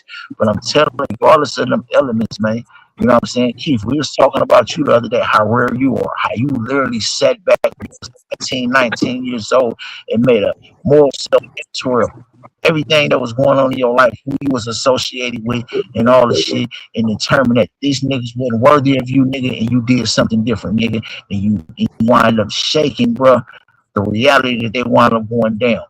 There's very few dudes like you. There are more cats like me than it is like you. You know what I'm saying? So I'm saying for my city, for people who is still suffering the consequences behind as a result of my actions, you know what I'm saying, and my chosen lifestyle, you know what I'm saying, that if you're the type of kid or youngster out there who's influenced enough by someone, by it ain't gotta be dirt. It ain't gotta be no rap. It can be Grand Theft Auto. It can be any of these fucking things. It can be for watching motherfucking airplanes crashing in the buildings, man, or watching these Iraqis over there blowing motherfucking Israel shooting into motherfucking Iran, nigga. You know what I'm saying? Got motherfuckers want to go into the what people is influenced to go into the military, kill people because they feel like, oh yeah, I can fly an airplane and drop a bomb on somebody. You know what I'm saying? Look, man, it's bad influences all over this motherfucker. See, we talking about us. We talking about the small shit we do that affect each other. We ain't talking like it's external. If it ain't rap music, if it ain't video games, it's gonna be the government. It's gonna be something that pulls you towards something negative in life. It's gonna be the honky that calls you a nigga and tell you your family ain't shit, nigga. You know what I'm saying? Give your mama, you know what I'm saying, striving to feed you, but constantly getting shut down for no reason, man. You know what I'm saying? Then for whatever weird ass reason, it's going to be something in life that influences you. You know what I'm saying? But I'm saying this. I'm on solutions now, bro. Yeah, We I can get only it. talk Yeah, about excuses for. Come on, I'm on the Bruh, solutions. The I'm on solutions solutions parents need to too. start they're learning how to they're parent. so comfortable. If they don't learn, They're so comfortable with letting you know what the program is. They can actually give you the labels yourselves. They can give you the labels themselves. What are podcasters and streamers known as? blows. Influencers, right? Yeah. Mm-hmm. Yep. That's how comfortable they Influences. feel. That's how Right. comfortable that they feel with it. I said it before, I'll say it again. Just because COINTELPRO and things of that nature was exposed, what, because it was exposed, you think it stopped? Yeah. Nigga, this shit ain't stopped. That's what I'm saying. That's the point I was making, bro. Go ahead. It ain't stopped. Black exploitation. What, just because they don't make movies that hyper focus on pimps no more, like Goldie and the Mac and Superfly and all that, you think it stopped? What do you think movies like Boys in the Hood and Minister Society and Belly and Paid in Full and all that shit is? It's further perpetuating the outlook on African Americans, especially African American men, as dangerous, violent, drug addicts, drug dealers, overall criminal. Yeah. So that never stopped. So you can absolutely believe Mike when he tell you that when it comes to the judicial system, nigga, this shit is everything but fair. That's the And last part of the system. That's the If we got last a step. dude sitting in a fucking we got a dude sitting in the White House. We got a dude sitting in the White House with more felonies, man, than me and 10 niggas had all together, nigga. Well, nigga, Me and Congress, 10 of my niggas Congress indicted this nigga. That nigga said, fuck your indictment. I ain't going nowhere. And didn't go. They is he a This is part of the the system? land of white privilege, man. And told This is the everybody land of that was white privilege, involved, man. y'all don't go neither. And all of them said, well, I'm gonna listen to Trump. What happened to them? Nothing. I'm just saying that what Mike was saying earlier. You know, how record labels, you know what I'm saying, invest in prisons. That's a system, and that's that word I was telling you about earlier. If you take somebody out of a growing system, the system breaks down. But that's the system he was talking about. Just Bro. imagine this, and I know I'm making this, I know I'm sound crazy. Please, take this with a grain of salt. But in a perfect world, think about this. Somebody influences a culture. You sign artists that are ignorant to what they're doing to the culture. You provide a vision to the culture of scamming and robbing and killing and all that, that it's a good thing, that you will get money and jewels from it if you do it. And then you push some, not all, to go do it, and then you are on the other end to collect them when they do it. You know what I'm saying? You at the front end of it and the back end of it. They not doing that just for no reason. They doing it because that influence shit work. Like that, like the word you just said. Influences exist, man, and it affect us. Shout out to royalty, man. I saw you up there earlier. Raiders allegiance, man. You right. You know what I'm saying? But that influence, it works, man. And people like Lil Durk, if Lil Durk ain't have all that money and jewels and all that he got from the record label, he wouldn't have the influence that he do over Chicago. You know what I'm saying? They wouldn't have. You can have the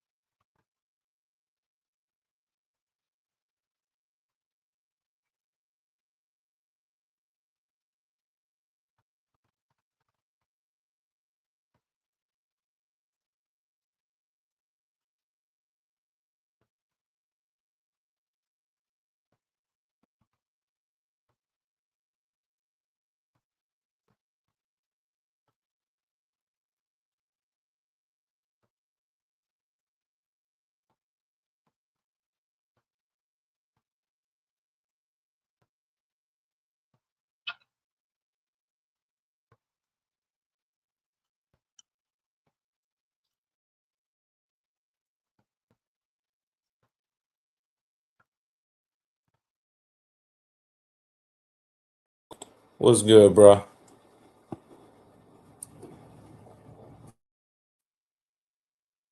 It's all good, man.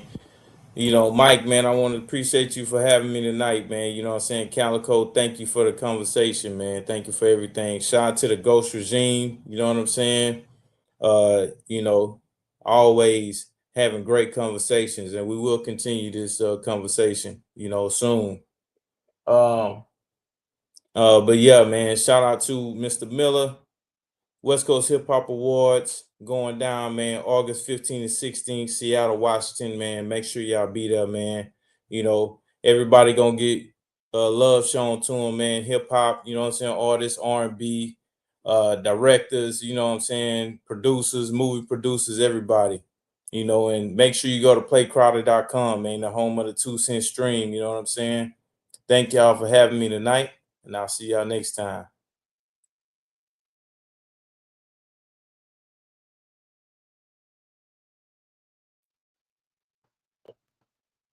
Yo, I don't know what happened, man. I don't know what happened or where everybody go, man. Damn, I just saw Keith up in here. I don't know what the hell just happened, man. The fuck? Everybody get you. And any man, yeah, my screen y'all got the acting up, man. But I appreciate the tap in, man. For everybody who tapped in here, man. Dope, epic discussion, man. Absolute epic discussion, man. You know what I mean? Everything that I do has to have a message in it, man. It has to have a message, period. You know what I'm saying? I'm not just on here to push a brand. I'm saying I'm here pushing on that I'm pushing on here, man, because I have something to give back to society, man. That I have something to give back to the people. I want the people to thrive off of, man. You know what I'm saying? If I ain't doing it for that reason, yeah, I have no reason for doing none of this shit, man. Karma will come back and get. That's how I feel, though. That's just what I stand on. Period, man. You know, it's always an epic experience, man. With my brother Keith Sherman pull up, especially Calico Network, man. You know what I'm saying, man? We dragging gang it, regime, bro. Period. Um, it's always a treat, man. Having the brothers tap in, man, for these discussions, man. Because I'm telling you, man, like, we all we got at the end of the day. I just want to be the one to tell you that whatever bullshit you sell yourself, man, ain't gonna work at the end of the day. It will get you out of account. It's not gonna prevent you from being held accountable, man. You know what I'm saying?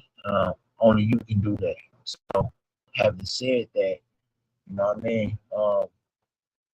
Ended here, man. We've been going for 3 hours now, man. Give or take, man. You know what I'm saying? We're going for 3 hours, man. We've been rocking and rolling. Uh, I hope y'all enjoyed it, man. Like, share, subscribe to your guy, comment. Let me know what y'all think, man. Join the discussion on follow me on _, Mike, man, on Instagram, or the _ghost_regime_network on Instagram. Sorry, Michael on TikTok, or the Ghost Regime Network on TikTok.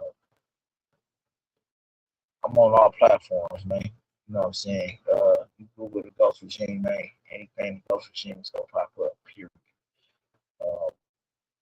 The with an A though, with ETHA, the Ghost Regime. You know what I'm saying? Period. You know what I mean? Uh, I'm accepting all donations to the platform. You know what I'm saying?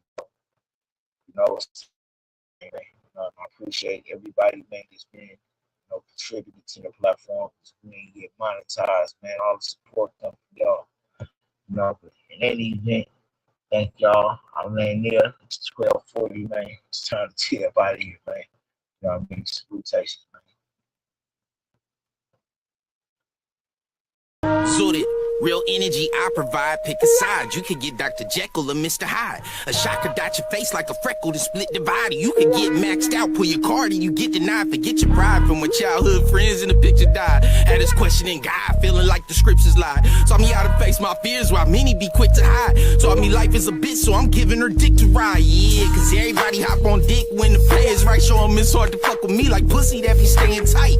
Make another nigga bitch wanna stay tonight. It won't pump up my ego though, cause this is every day and night. Yeah, it's every night and day. A lot of rappers, actors, fuck writing the rap, write a play. It's going down now, I'm on my way up. In my elevator, bitch is aggressive. Salon's fighting Jake. Little paper can get you smoked like lighter J. Name moving through the streets like it got the right of way. Haters make it threats, but don't like to do what they like to say. I'm paranoid, I keep it close. I'm thinking niggas might today. One in their head can change a sucker mindset from fight to prey. If you tryna stunt, I'm tryna hunt, I'm tryna bite the prey. Upper hand like up it at you, yelling, put the knife away. If niggas tryna triple, then I'm something like a flight delay. What? Yeah, they don't know who they fucking with, like tongue kissing that girl right after I had her sucking it. I shit on competition, up to their neck, they stuck in it. Cause when I shoot my shot, ain't no dodging that shit or ducking it. Get you clapped like stripping ass with a buck in it. Used to suckers telling and taking they tail and tucking it. Stay away from me, cause you niggas got bad luck and shit. And anytime you see me chasing chicken, know I'm plucking it, pussy.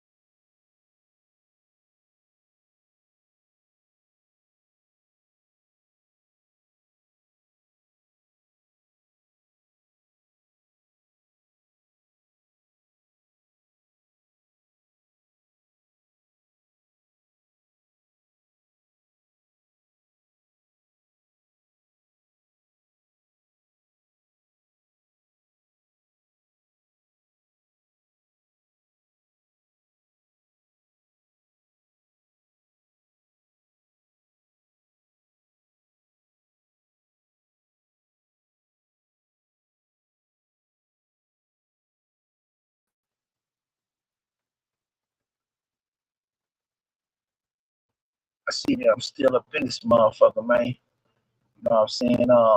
Again, salute to everybody, man. So, so,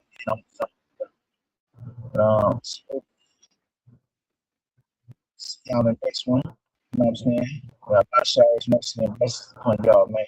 Saying those who's in network, man. Signing up out of here, though.